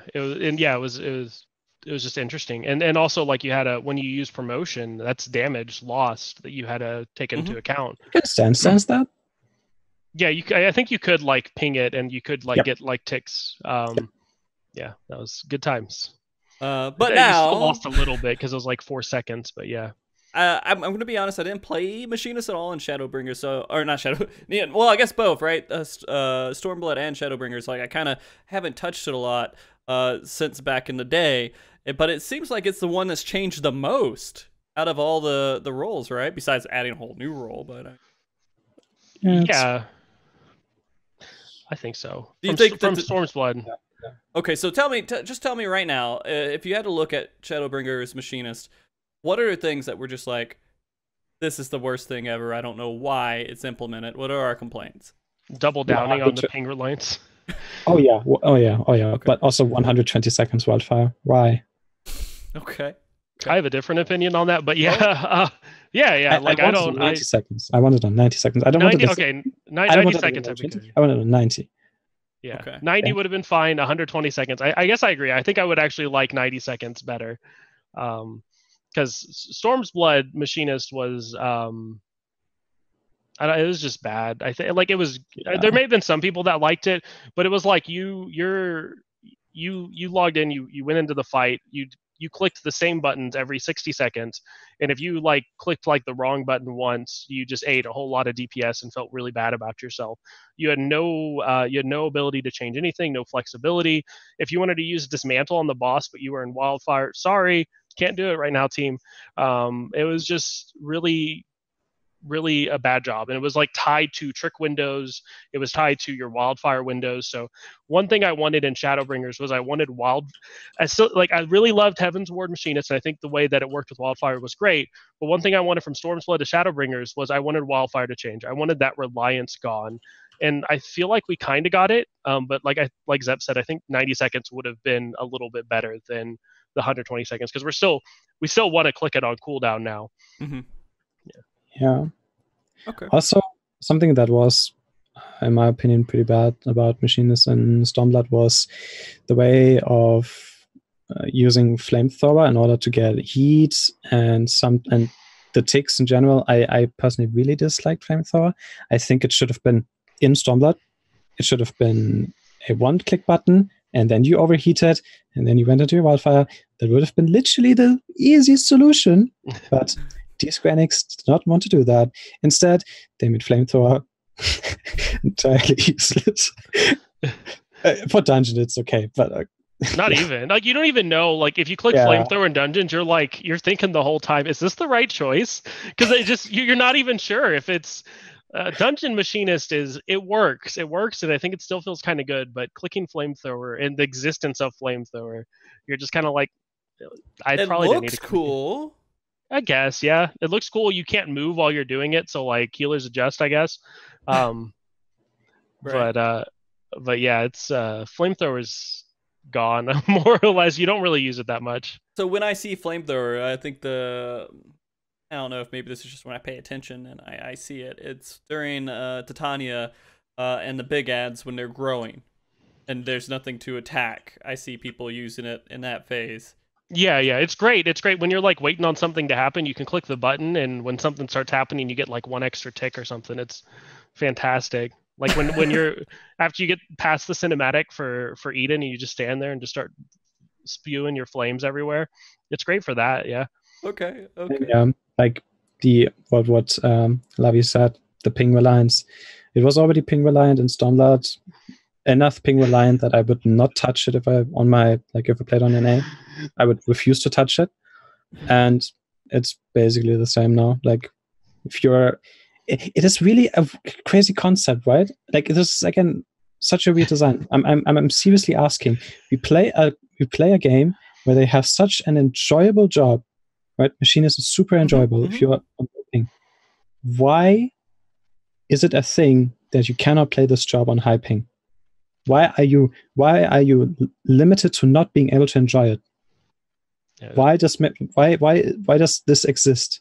It's unacceptable in my eyes. No, I completely agree. This is something that a large majority of the audience for Final Fantasy XIV relies on having a higher ping, unless if they start putting data centers across the US or across other places in the EU, that makes it to where globally people have better pings overall in their situation. Wow, how could they do that? Like, what would be a good change for this service? What if they put them in like Texas or like central, maybe Chicago, Montreal? Texas. Maybe you think Montreal, like in the center of North America? That'd be pretty good. Anyone agree with me? Someone calls for rating. I want to stress a fact, okay? I want to make you think about it. Okay. In order to play a job optimally, or if you're an NA person and you live on the East Coast, in order to play a job optimally, you're buying a monthly subscription of a VPN to play a game you're already paying a monthly subscription for. Yeah. The game costs $5 extra. And I think, like, Machinists, it's super important, but when you, like, any job, really, you kind of do, especially if you're on the East Coast, you need a VPN of sorts. And that feels really bad to say that. Like, you shouldn't have to say that. But in order to play this game at, like, a higher level, sometimes one of the best suggestions I have for people who are playing like with bad ping is get a VPN. Like, you don't really know what difference it makes until you actually get one. Like, I live in Texas, right? So it's not that far for me. You think like, oh, you should be able to play without it. No, it's terrible. It is terrible to play without a VPN. I know both worlds. I get like 10 ms into the EU data center, and then on NA I have like 180-ish, and the difference is just massive. And I feel like this can't be a thing. Not in a game where you pay a monthly subscription for. Yeah, not in a game where like you're kind of relying on the precise timings of things and stuff. And in a game where also like you have super tight DPS checks, right? Just talking about E4S is timeline memes, right? Where you have like fast and slow tick rates. Right. Yeah. Well, I mean, if we start putting that, if we take this to this, imagine how PS4 players feel exactly. I don't want to imagine. I want to be able to sleep tonight. Okay. Oh man, yeah. So if we put this, we go a little bit further into this, and we start talking about ping and business decisions on where they actually make money. When ping starts to matter, you start to be a good player, right? That's when you start noticing things like ping affecting your rotation and causing these issues. What's the percentage of the Final Fantasy population that notices this? That's like, hey, I do less DPS, or it feels a little bit clunky because of ping. Is it pretty high or is it pretty low? It's probably low. I mean, I can't imagine it. Like, I feel like if it was higher, there would be more of a problem with it. Like, if even like the casual players are like, I need a VPN to play my job, I feel like eventually it would get to the point where they'd have to act. But right now, I feel like it's just the people who are trying to do good and trying to do good damage and are doing the savage fights that are really noticing this. Yeah, I think if I was going to go ahead. I want to ask a question though. Sure. You say business decisions, okay? Right. They announced that they went over 1 million active subscriptions, right? I believe so. I don't know, but I'm going to take your word. The monthly payment is like what? $12, €12, something? That's a hard way to like balance. Yeah. I get per month. Okay. I know it's very napkin math, but if you multiply by millions of active subscriptions, is it really justified to have a single data center on NA in one single location? Well, I mean, we gotta pay the Final Fantasy VII development team as well. We got to pay. They're getting away with it. It's the thing. It's like, how do they become more profitable? They want to provide a good product, but they also want to say, hey, all of all the people who are investing in our company are going to make money because of good business decisions. And so if they say, hey, we make our VPNs or we make our data centers in areas that are better overall, but we lose more money, how many more people are going to be happy, and how many more people are going to pay for a subscription, and how many more people are going to play the game, other than the people, and I would dare almost to say maybe under 5% of the people who are noticing the ping difference. Is it? I can't imagine. I can't imagine there is more than 5% of people who are noticing ping differences, paying attention to it. I highly question that. Yeah, it's worse too though, because the people that do notice it, we keep playing the game anyway. Well, so okay, so I would say out of the people watching this show, who watch this show regularly, and people who come on the show, 80 to 90% notice it. Absolutely. I agree that I have a very good audience who know how to play the game, and you guys are good. I'm actually serious, and I will say that most people who watch this show are very good players and active, and they care about this game, and they know about these different things. But the majority of the people who play Final Fantasy XIV, they don't watch this show. Yeah. They don't watch any podcasts. They barely watch Twitch. They barely do anything. They log in and they do their role playing, or they barely even leave Leams Aetherite. Like they may do Savage. They may look at it, right? That's the majority of the players when you get into it. And so I think I'm always the worst player on my show. By the way, I'm used to it. So I saw that in chat. Of course, I'm used to being the casual in the atmosphere, but. That being said, I feel like they would have to somehow justify spending that extra money to make it better for everyone else, or they just say that under 5% of players who really care will buy Mudfish, or they'll buy No Ping, or whatever else is out there that's working the best for them. I'm not sure if I agree with that. Also, one thing that was said in chat, Sure. It's beneficial to the player base, but that does make it a profitable decision. That is a very flawed argument, because nothing that they add to this game is technically a profitable decision. Profitable would be not developing anything and still getting the monthly payment, right? Like, everything is profitable that makes the player base happy. Mm-hmm.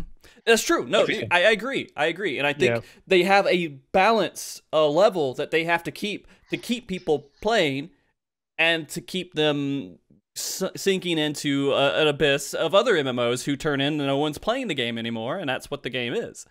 Yeah, a happy customer is someone who will return and stay. Yeah. And I think it's... Go ahead. Sorry. I think it's just that they haven't done anything about it, because not enough, like, there's not enough complaints about it. Like, we talk about it, we complain about it, but there's not like a riot. And I think if like Square Enix was like, yeah, this is a problem, they would probably move the servers. But it's clear that they don't see it as a problem, because they're not doing it. It's not. It would have to be everyone, right? Yeah. Because it's not just like, I'm going to change the potency on a skill to try to change something in there. That's not as much. Putting in a data center somewhere, that's expensive as shit. Yeah, especially in central locations where it's going to be expensive because everyone has their servers there. Right. And so, I mean, and again, I agree with everybody. I think it needs to be improved. I would love to see it improved. I think it would help people enjoy the game more. It would help PvP more, which I care about a lot. PV what? Yeah, exactly. But I don't think it would take a lot for that change to happen. Okay, but I just okay. I forgot my point. I remember. Okay, so basically, right? They do actually keep in mind the ping, right? But they don't do it in the correct areas. They keep the ping in mind when they create mechanics. You can absolutely do every single mechanic in this game on high ping. Yeah. Some are more difficult, but they 100% keep that design in. Like, when they make a mechanic, they 100% have, like, when they're on a whiteboard, they have like this rule: this mechanic needs to be able to be, like, you need to be able to do this on high ping. Yeah, they 100% have this, but they do not do this for jobs. For the gameplay, no, absolutely not. Yeah, they do not care. I mean, so yeah, it's kind of funny how we're talking about Machinists and we get to this. No, point this where is most of the conversation about Machinists is discussing the ping. But to kind of get back to it, yeah, I think like it was kind of scary walking into the expansion because a lot of people were like, "Wow, they not only ignored the ping issues, but they doubled down on it." And don't get me wrong, Machinist feels awful to play at high ping, but I do think that the charge system that they added makes it a little bit easier. Like I think that they were kind of, they did some consideration for it. I don't know how much consideration because you still need to use at least 2 charges during your hypercharge sequence. But you can just use 2 charges and go out of it. So you can still do the full, like at high ping, you can still do the full hypercharge sequence, only use like 1 weave. It'll feel really bad, but you can still get through that window and do that. So I think that they maybe did some testing on high ping and they were like, this is good enough for whatever reason. I don't think they did enough testing. So you know what they should do? Then I question, isn't that exactly what makes Machinists so satisfying right now when you're on low ping? That you press Heat Blast and then you weave in that Gauss one that just came up and then you press another Heat Blast and you press that Ricochet and you're like, left, right, left, right. That's what makes Machinists so enjoyable. One of the aspects, at least. Yeah, it feels really good to do it. Yes, you're forced to not being able to do this. Yeah. So this is one thing I'll say. All of the testing, I assume, happens in Japan, where the data centers are close, and so I can see how sometimes this stuff gets overlooked. For the most part, overall, besides a few jobs, right? They're pretty good with the ping. What they should probably do is put a test server in the over an NA, and then do their testing on jobs on that test server. Yeah, from Japan. Yeah, that would probably they'd probably get a better idea of what it's like to play on like the East Coast or something. Yeah. Okay. So they have test servers on NA, but I don't think the JP developers are actually using them for themselves. I think it's just NA people that use it for content testing. Q&A. But again, we're all speaking out of our ass in some way or another because we don't work at Square Enix. We don't know. We don't really know, and they don't share that information. And it's a very smart decision not to share every detail of your business inner working because people are going to criticize you on every single bit, and you have to constantly explain yourself. I mean, I understand that to a point. As a player, I want to know every freaking thing that's going on, so I can analyze it. Yeah, we want to know. I like what Satona said is the dagger in the gut when Square Enix acknowledged Ninja ping as an issue because they talked about how they want to change the mudras. They didn't say anything about Machinists. Okay. Like, I don't hear ninjas. Like, ninjas are probably like, yeah, having high ping sucks, but Machinists literally made like 2 or 3 forum posts about how terrible it is. And you talk to any of the Machinists, they're like, yeah, don't touch this job if your ping's high. Like, you just will not enjoy it. Summoner has it pretty bad as well. And I know that I'm going to step on the foot of a dear friend, but I want to say, if you have so much double weave and you can't do that because you're clipping, at what point do you consider a job acceptable to play? If the DPS is still better than with clipping, if the DPS is still better than the other ones, right? And if it's not, but it's not, I think I feel in like there's better options than some. Actually, that's a very good question for like everyone also in chat. Like, what do you actually consider still acceptable to play on like ping related stuff?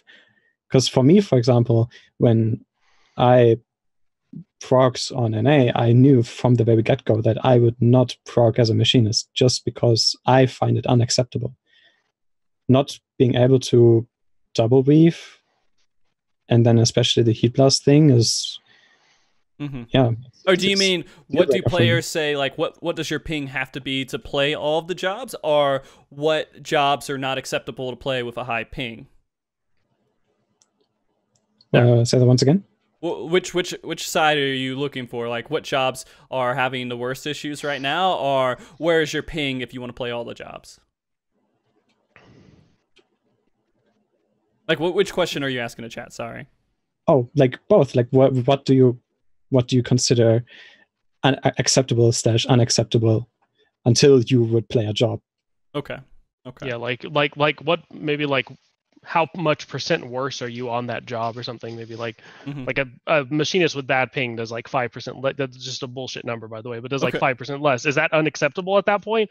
Like where does it get to the point where you're Well, like, I I mean, really Machinist love this already job, but I don't want does. to. Yeah. I mean, the role overall, right? Yeah. 10%. It's closer to 10, but yeah. Yeah. So, uh, okay, so I guess we should talk about a couple other things besides ping, maybe with Machinist. yeah, we should probably drill down to some other topics. Do you feel? Hey. Do you feel like Machinist maybe should they just do away with utility completely for at least one job within this role and just have Machinist be that high DPS samurai or black mage of the role, or should it have some support no matter what? If they do that, unfortunately not both. It's either of that. It's not high damage because it's ranged. It's just terrible. And secondly, it has no utility either. Like it's like 100 RDPS higher than Bard. That's it. Yeah, less than. It's probably they're like neck and neck almost. But yeah, it doesn't have the damage of a samurai. Like if you want to have that, it needs to be pretty damn close to samurai or black. Like why isn't that? That's a good question. Like why isn't it at the level of black mage, right? Like a lot of people are walking in like it should be, and then people are going to be like, well, cast times. I'm sorry, have you played 5.0 black mage? Xenoglossy is a thing. Like movement is a thing of the past for black mage. Like it's not as big of a deal as it was in a Realm Reborn or Heaven's Ward, where like movement was really punishing. Like black mage is really mobile now. And so how can you argue that like, yeah, Machinists can move around and deal damage? Yay. Well, so can black mage. I feel like movement should not be taken into consideration when they make decisions about how much damage a job should do. Because the only situation, I was talking to another friend about that, I would only accept the way, like the fact that we have the mobility and do lower damage if they placed a lot of mechanics on the physical ranged specifically. Yeah. So that basically, let's say you have to bait all the time throughout a fight, smokers, right? 24/7. Exactly, something like that, right? Yeah. So you actually have so basically, if you would in return place a caster there, they would do less damage than the physical range who has the free mobility, right? Yeah. Mm-hmm. Okay. That is the only scenario where I would accept that, but it's not like this at all.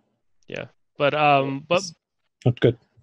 But yeah, on that on that note too, I would rather see them give Machinists more support than bring them up to the level of black mage. I think like small things like dismantle, or maybe giving them more support back. It was actually funny because I did read the Twitter thread, and I think Ren said it best: is like why did they remove dismantle when we can actually use it now? Like before in Storm's Blood, yeah, we could use dismantle, but I remember like doing Neo X Death, and he uses like the big scale Almagest or whatever, and you want to dismantle that because it's a really good uses of dismantle.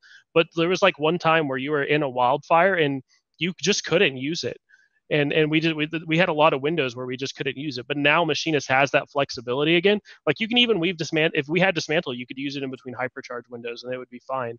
We have that flexibility, but yet they removed the skill. Why? Like, what? I want to know what went through their head when they were like, okay, we're going to give Bard Mine, Dancer gets Curing Waltz. Nah, Machinist, you don't need dismantle anymore. Like, I don't know what they were thinking. Yeah, I like that. That's also one thing, right, that I stabbed at earlier. But like, Dancer has unfound 3 charges, very broken. Yes. Bard has Repelling Shot. Machinist has Sprint.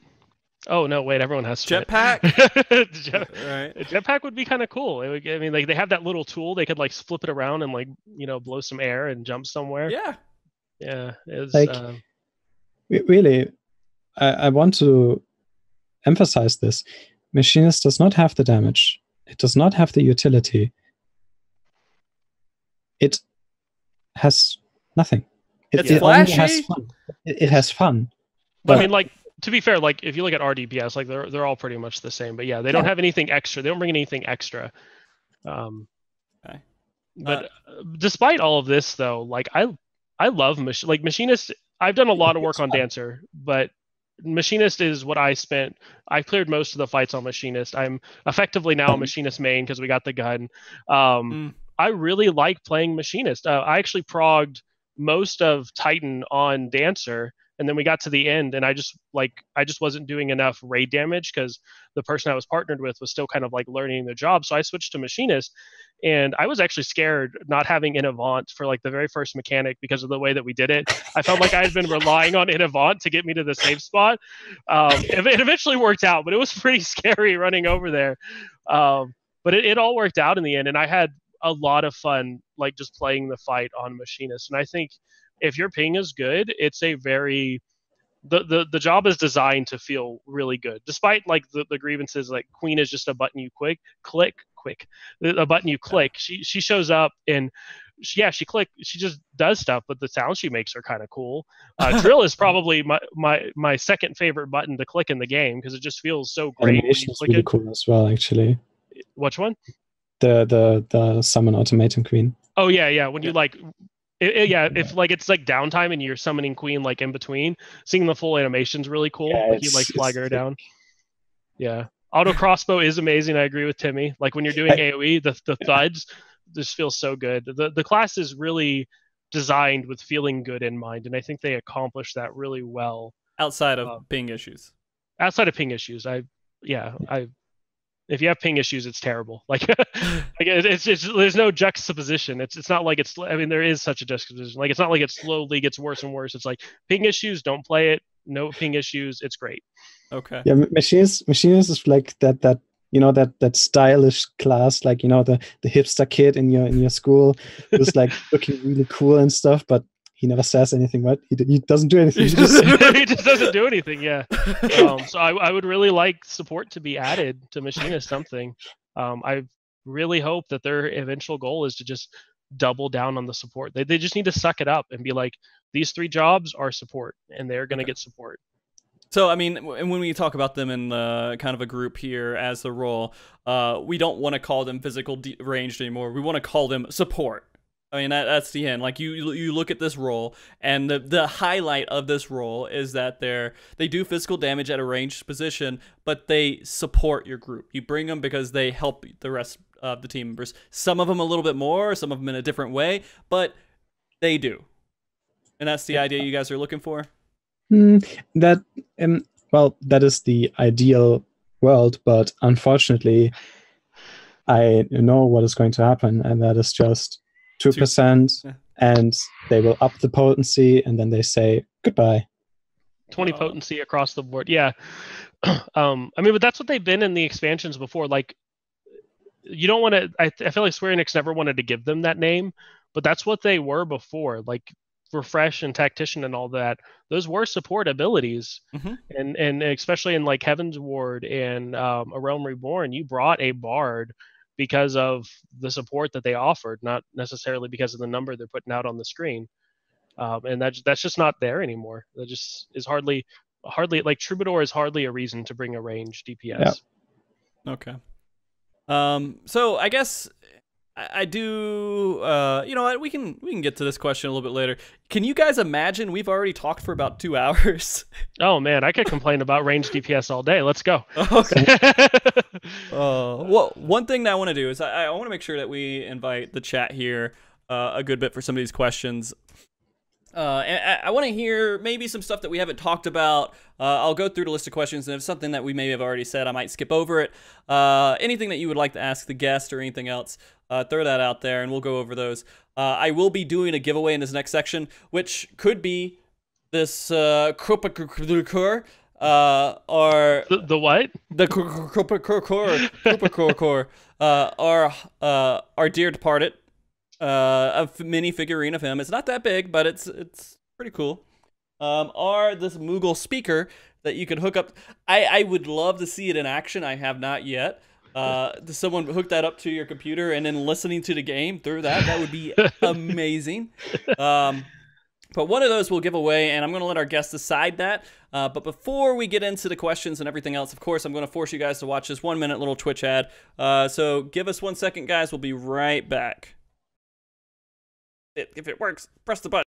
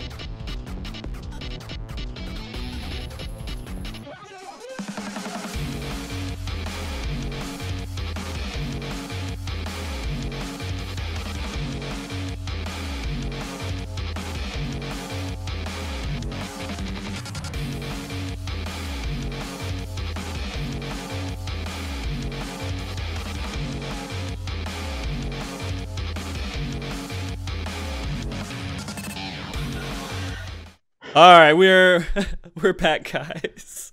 I just gave the questions over to our guests to look at. So if you're hearing them laugh, that's all right. You know what? Whatever you're laughing at, go ahead and which one is it? Which row? I don't know if I can talk about that one. Oh, okay. Just tell me which row, and I'll tell you if we can or not. Okay. Row 18. You know what? You know what? Okay, so question's a trap.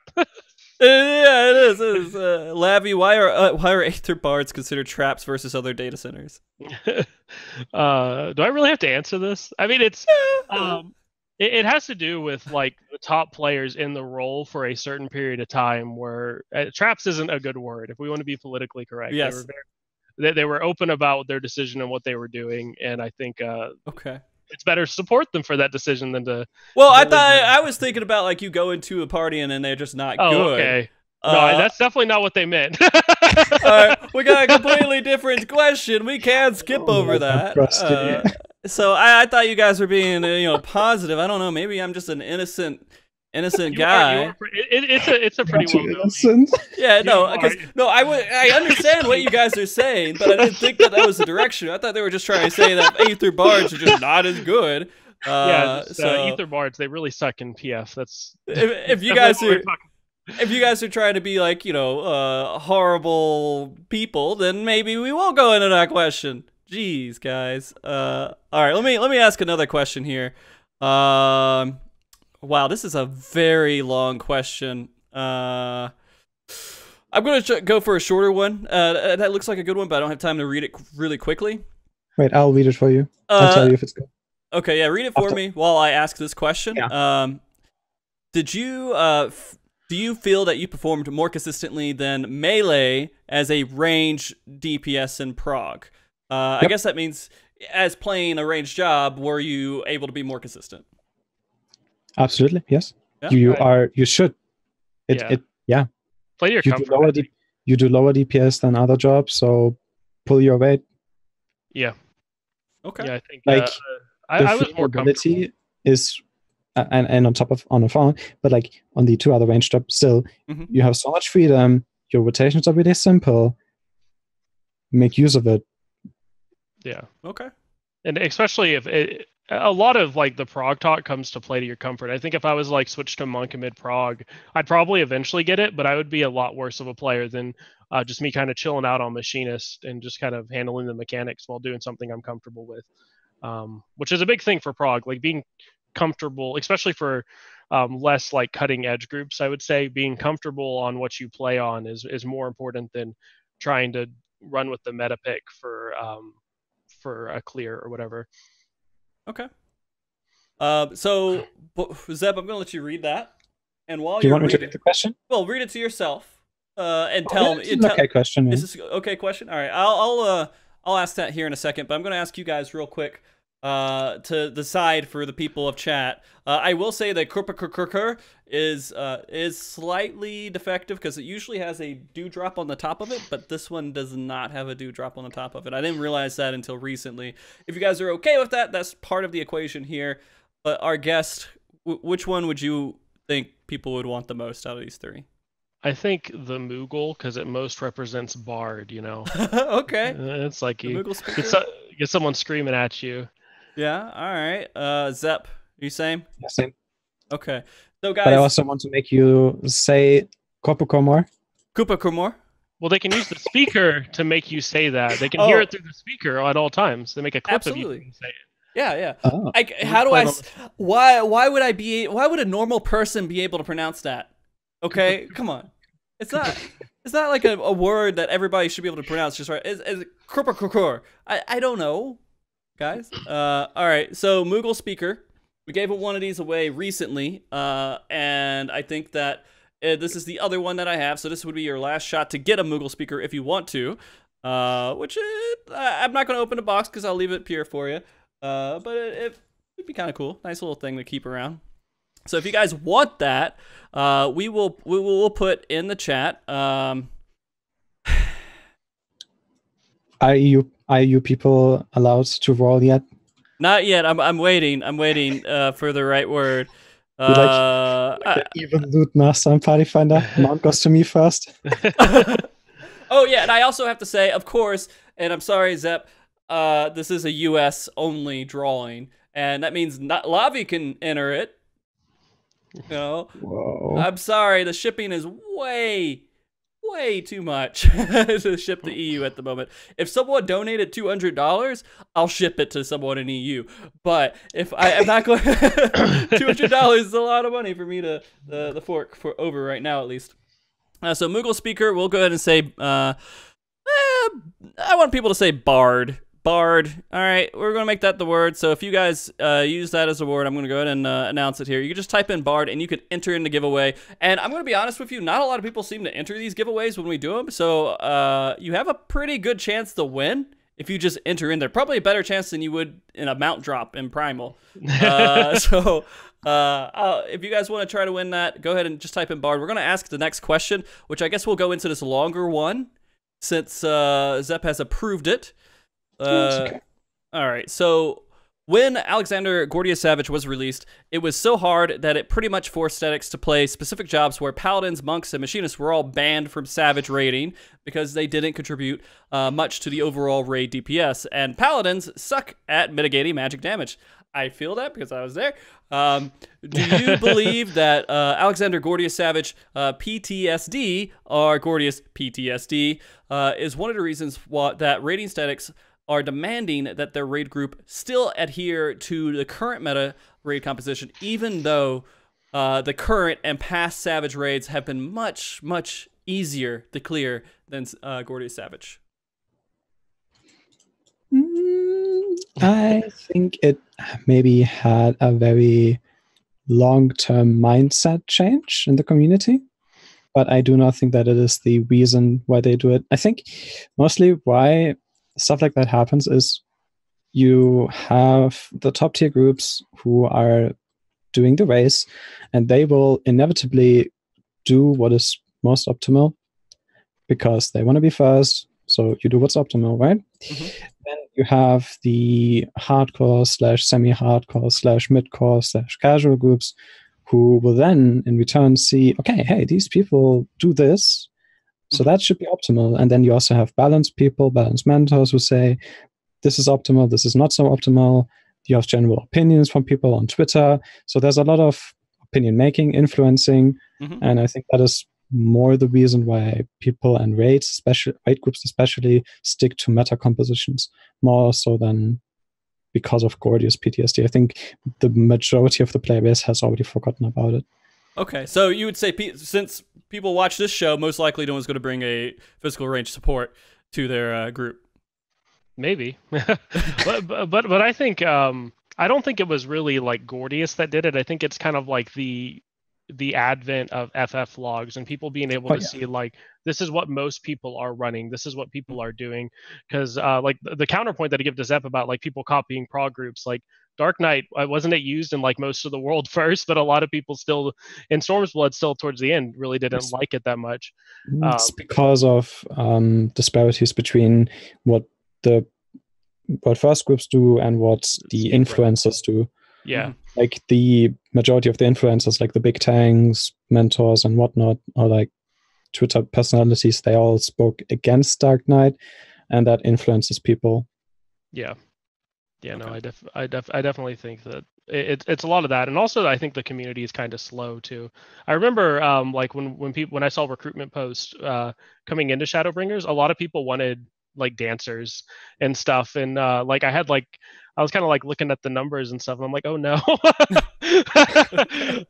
But like people were like, we don't want machinists, we just want dancer, and people, I'm like, you should probably be like trying to get the role rather than the specific job. Like you don't know anything, but it eventually they'll come around and start copying and pasting what speedrun groups are doing. Okay, yeah, I mean that's just kind of what the culture's turned into. Go ahead. Yep, it's a lot of culture mindset, and also so what FF Logs did to this community is, in my opinion, something bad, and that was the introduction of it's a hot take. I'm ready for this hot take, bring it. The introduction of percentiles is, in my opinion, the worst thing that has happened to this community. I hate it.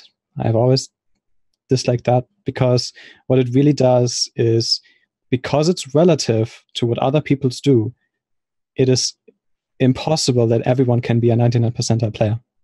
Are you saying that FF logs ruined Final Fantasy 14? No, but it's just impossible for everyone to be a 99 percentile player, right? Yeah. Just because of how it works. It's relative. Yeah. Okay? So when groups and statics demand, okay, we are a hardcore group and you have to be a 99 percentile player, right? It doesn't make sense to say that. Yeah, no, I remember people saying, hey, everybody should be 99 percentile. Exactly. But because a lot of mid-core groups and semi-hardcore groups and hardcore groups pay attention to percentiles, right? And percentiles also do not take composition into consideration, and they do not take the gear into consideration. So, for example, a lot of people right now who have like luck with gear, they will pull 100 percentiles, even though they theoretically do worse than someone else who has less gear, right? And because they paid so much attention to FFlog's percentiles and the rankings of players, what that means is, in Stormlight especially, if you wanted to be taken by a group, you had to play with certain comps. So you could actually be competitive. If you, for example, if you parsed as a bard without a dragoon, yeah, good job. Sorry.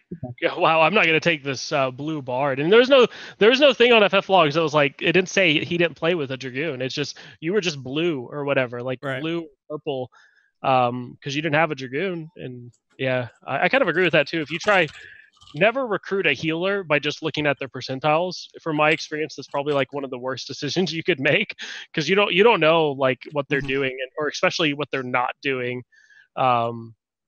But yeah, I kind of agree with Zeppe there, and it's something that the community is kind of split on right now too. Is how do we rank how well we're doing? Do we use the raid DPS metric, or do we use the like, I think it's average DPS metric or whatever that they're using?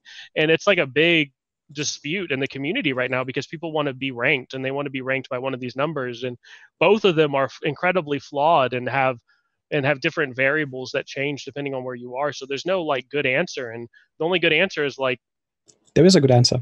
Shouldn't be ranked. Yeah. What's the good answer? That is XIV analysis. Excellent tool, by the way. I've worked. Excellent tool. Yeah. It rates how you do depending on your actual rotation, like how you played. And that is what rankings should be. Are you doing your theoretical maximum? Nice, 100%. Are you clipping all your GCDs? Are you not pressing your cooldowns on CD? Are you basically AFKing 50% of the time? Yeah, be a great percentile. Yeah. Okay. But you should also, at the same time, it also gives you the tips on what to actually improve on. Yeah. And I think that is what the like future, I guess, more or less. That is the future in my eyes. Because I said this on the other show with Fox, right? But we're playing a GCD-based game. You can map out everything. In the end, everyone does the same. But then again, maybe you didn't get the right materia. Well, yeah, but like the analysis would look past that, right? It would look at like what you're doing, and it's a really great tool right now. I think it still needs to go a little bit of a way before it can give us like a grade on how well you did. And I think most of the problems that it has is just like Square Enix just doesn't give us enough information. But it's definitely, like, I agree. Like at the end of the day, the best ranking would be some sort of analysis ranking on how well you played your job, not the number that is spat out at the end of the encounter. And we're getting to that point in the community where it's the problem's getting bigger and bigger, that eventually we're going to need something like that. The problems are rising so hot right now. Like you should take a look at the FF Logs Discord. It's insane. It's spicy, yeah. Okay. Like, really. So what caused the RDPS change? Dancer was introduced, big pads, etc. So people had troubles, and then Kira tried to accommodate to these people, and now everyone is mad at RDPS. And I think RDPS is great, but it shouldn't be the ranking.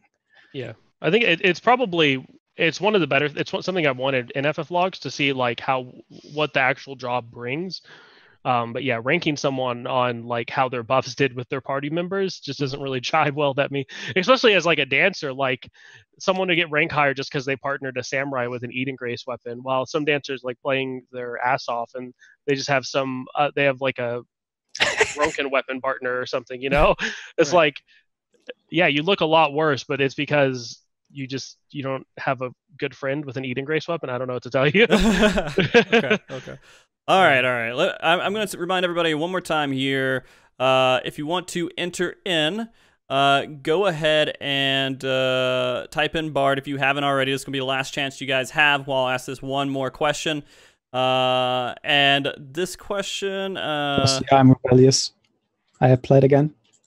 Oh, you're out now. It removed you. You applied to no. Wow.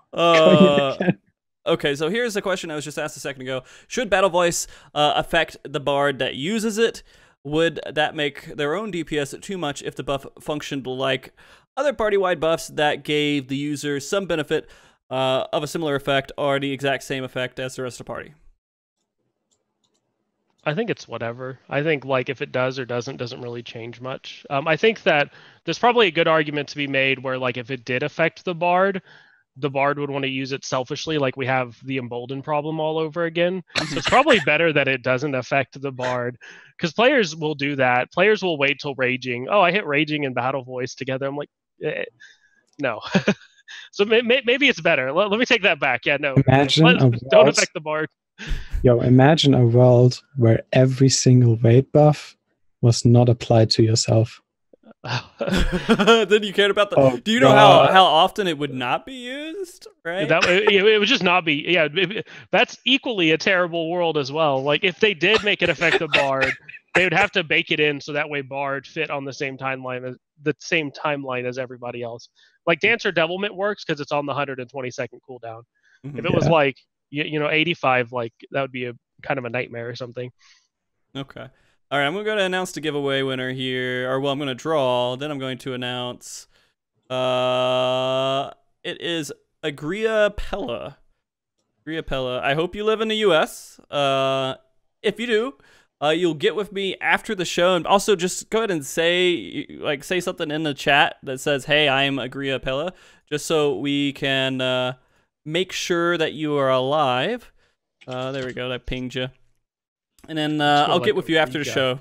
Ariga. Ariga. Yeah. How'd you get the G before the R there?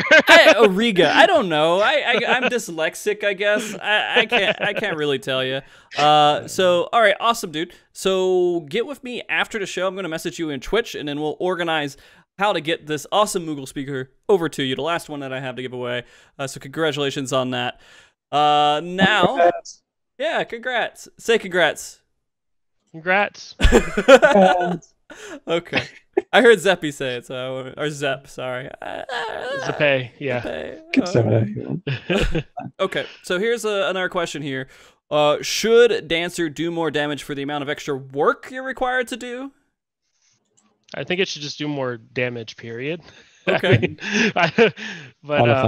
Yeah, I think this probably leads into like a bigger discussion of like if something's harder, should it actually do more damage? Mm-hmm. And that's a hard question to answer, because at the end of the day, if something does more damage, it doesn't matter how much harder it is. People are going to be playing it. It's a double hard question. Yeah. Because I ask you, what do you consider hard? What do you objectively? What are the criteria for something to be hard/easy? Yeah, and that's subjective to people too, right? So yeah, I think it's easier just to make everything, just to balance everything around having them balanced, not be like this job's harder. In my opinion, it should be harder. It should do more damage. I think you get into this very flawed system of balancing, and it just kind of starts to create problems. I would like to live in a world where, like if something's harder, it's going to be better, but I don't think that would ever be manageable in any sort of way. Okay. Okay, this is a question for Lavi here.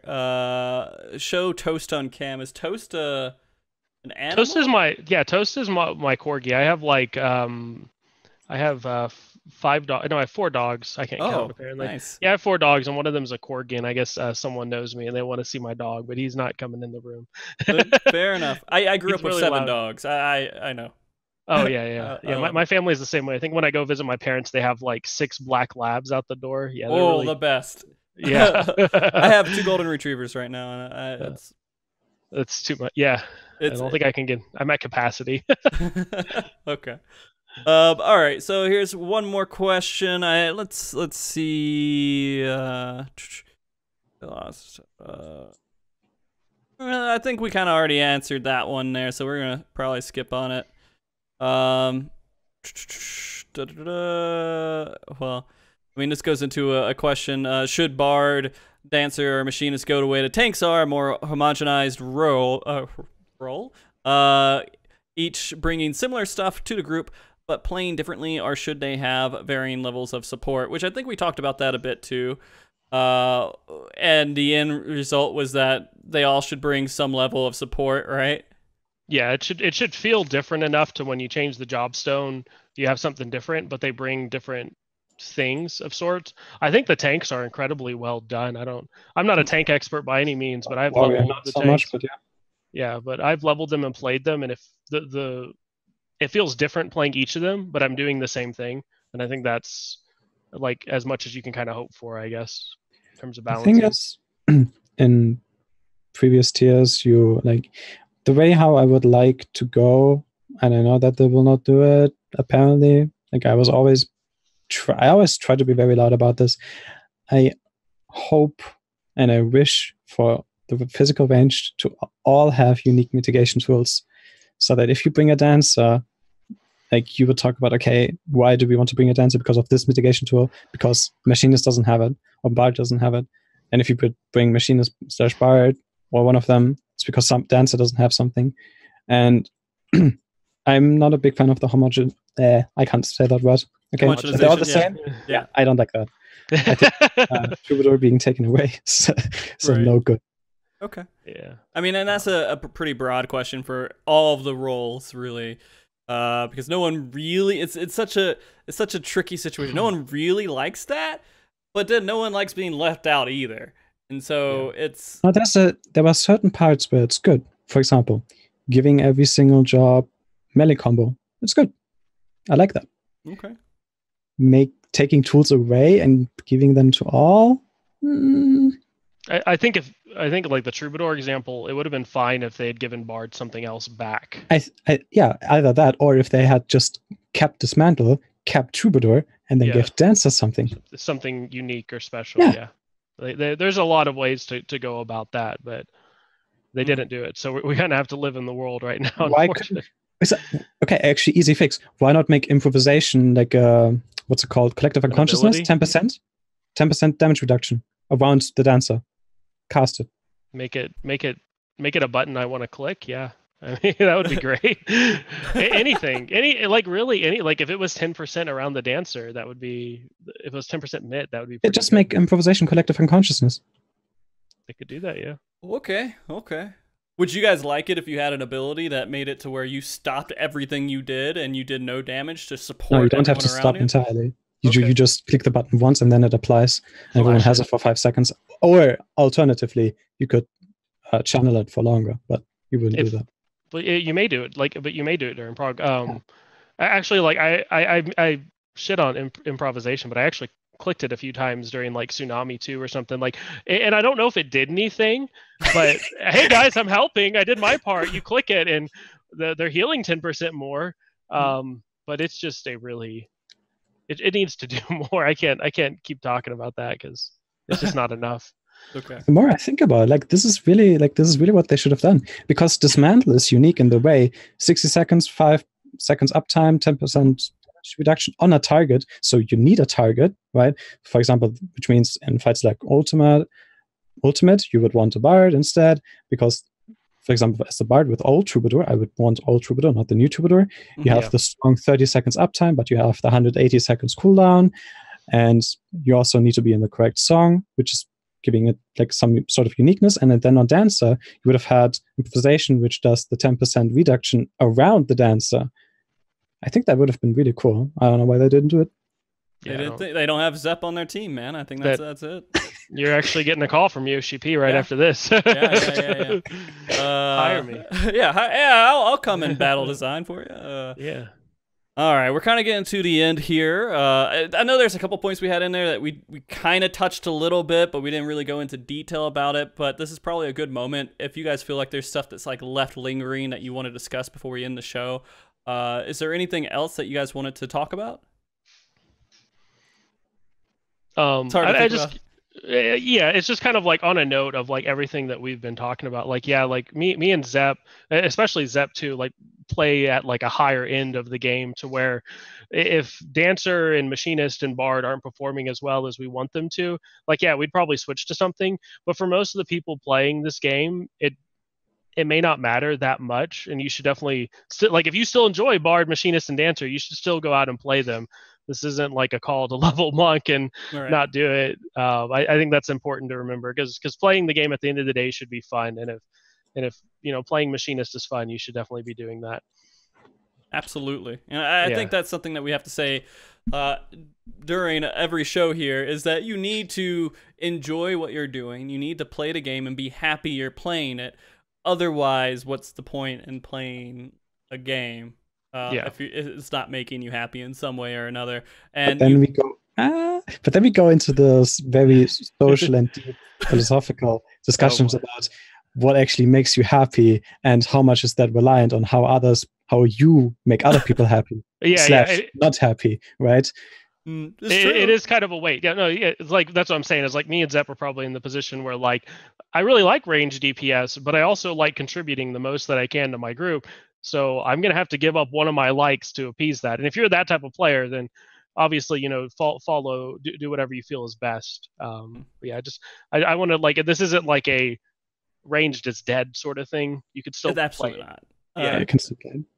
Yeah, I mean, you in Party Finder, I expect to see range, and I expect you to be a good player. Those are the things that I look for. Like, if you come into the party, I just want you to be a good player. Like, I think my E, because I clear everything in Party Finder now, and so my E2S Party Finder clear was two paladins and like 2 samurais, and then like some other just mix of random stuff. It definitely wasn't optimal at all, but I still enjoyed myself.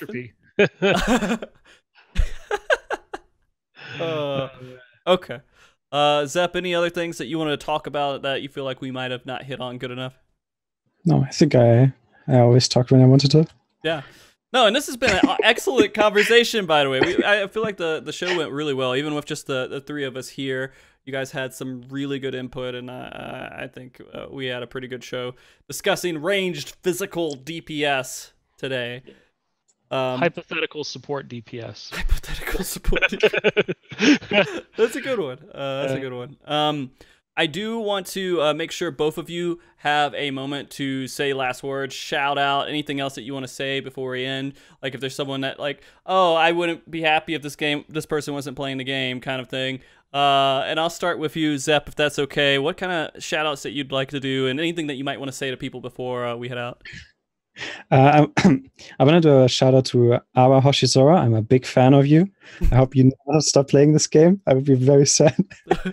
And then shout outs to all my other friends, other people that I saw in chat here as well.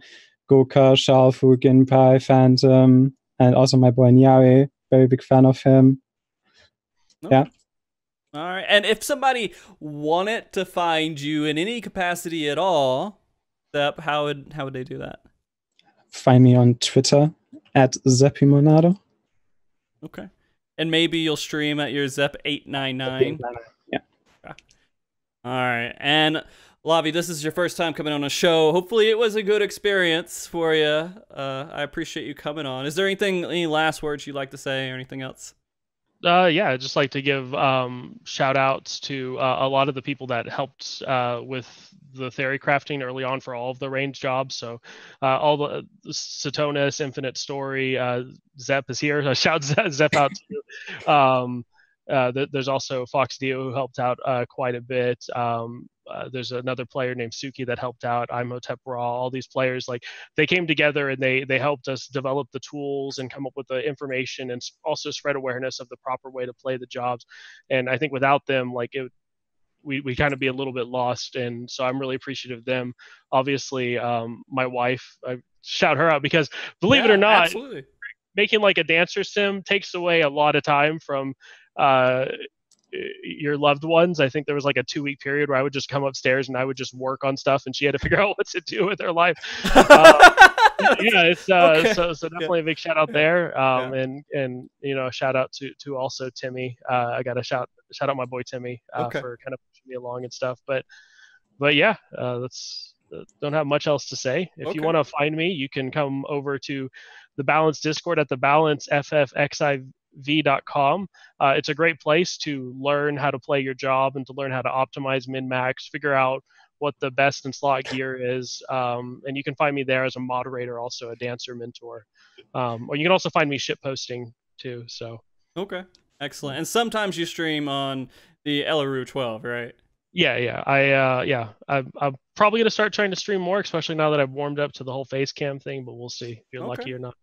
We'll see. Yeah. I appreciate you coming on a face cam. Again, like we said, Zeppe was gonna do it too, but we figured we'd keep the waffle. I have to respect my original character waifu too much. Yeah, we had to keep the meme running. Gotcha. And again, I do want to thank you guys for coming on the show. Both wonderful guests so far, and I'm looking forward for future shows for you guys coming on too. Because I didn't, you know, it's always a risk bringing somebody on, you know, from the community that hasn't been on before. And Lavi, you haven't been on before, but you spoke wonderfully. And thank you. Was an excellent guest. Yeah. And I also want to thank everybody who came to watch the show. I know none of us are really huge streamers, right? So it's a little bit of a different show than we normally have.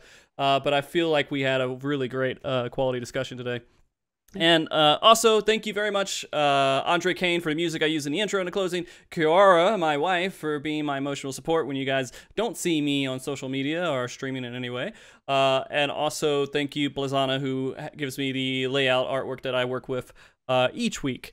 Next week, show's still kind of up in the air. I should be able to keep you guys updated on that. Follow me on Twitter at Frosty TV Stream. That's where I put all my updates at. Or you can join the Discord. It's kind of a, you know, a very calm, not a lot of people chatting all the time Discord, but you can feel free to join in there and you know, poke me if you need me.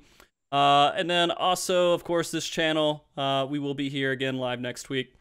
Anything else? Oh, I should announce too. I decided to go forward with the gauntlet race that I'm going to try to put together. It's going to be kind of a test to see how Didn't it that works. already happen? What, the gauntlet race? Yeah, you said it was in July 23rd. Oh my God! Come on, dude. Come on. I changed as soon as I saw you say that. I changed it. I don't know what you're talking about. But it's gonna be next Friday.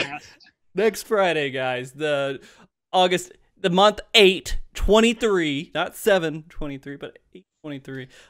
We're gonna be doing that, and it's gonna be kind of during NA times around 9 EST, I think, and then 6 PST. So if you guys have a team that wants to race another team live on stream, go to that forum. You can just go to my Twitter and find it because I don't have a link for it right now. Sorry. And then go ahead and enter in there, and I'll get in contact with a few of the teams later on to see if we can do it. It's just a test to see how it'll work out because I know a lot of people showed interest in it. And with that, I think that's good enough to close up, guys. Thank you all for coming, being a part of the show today. And until next week, be good, keep cool, stay frosty. Bye, guys. Wave, Lavi. Bye. Okay. Bye, I'm waving. There we go. There we go. All right. Oh man, I always do this. There we go.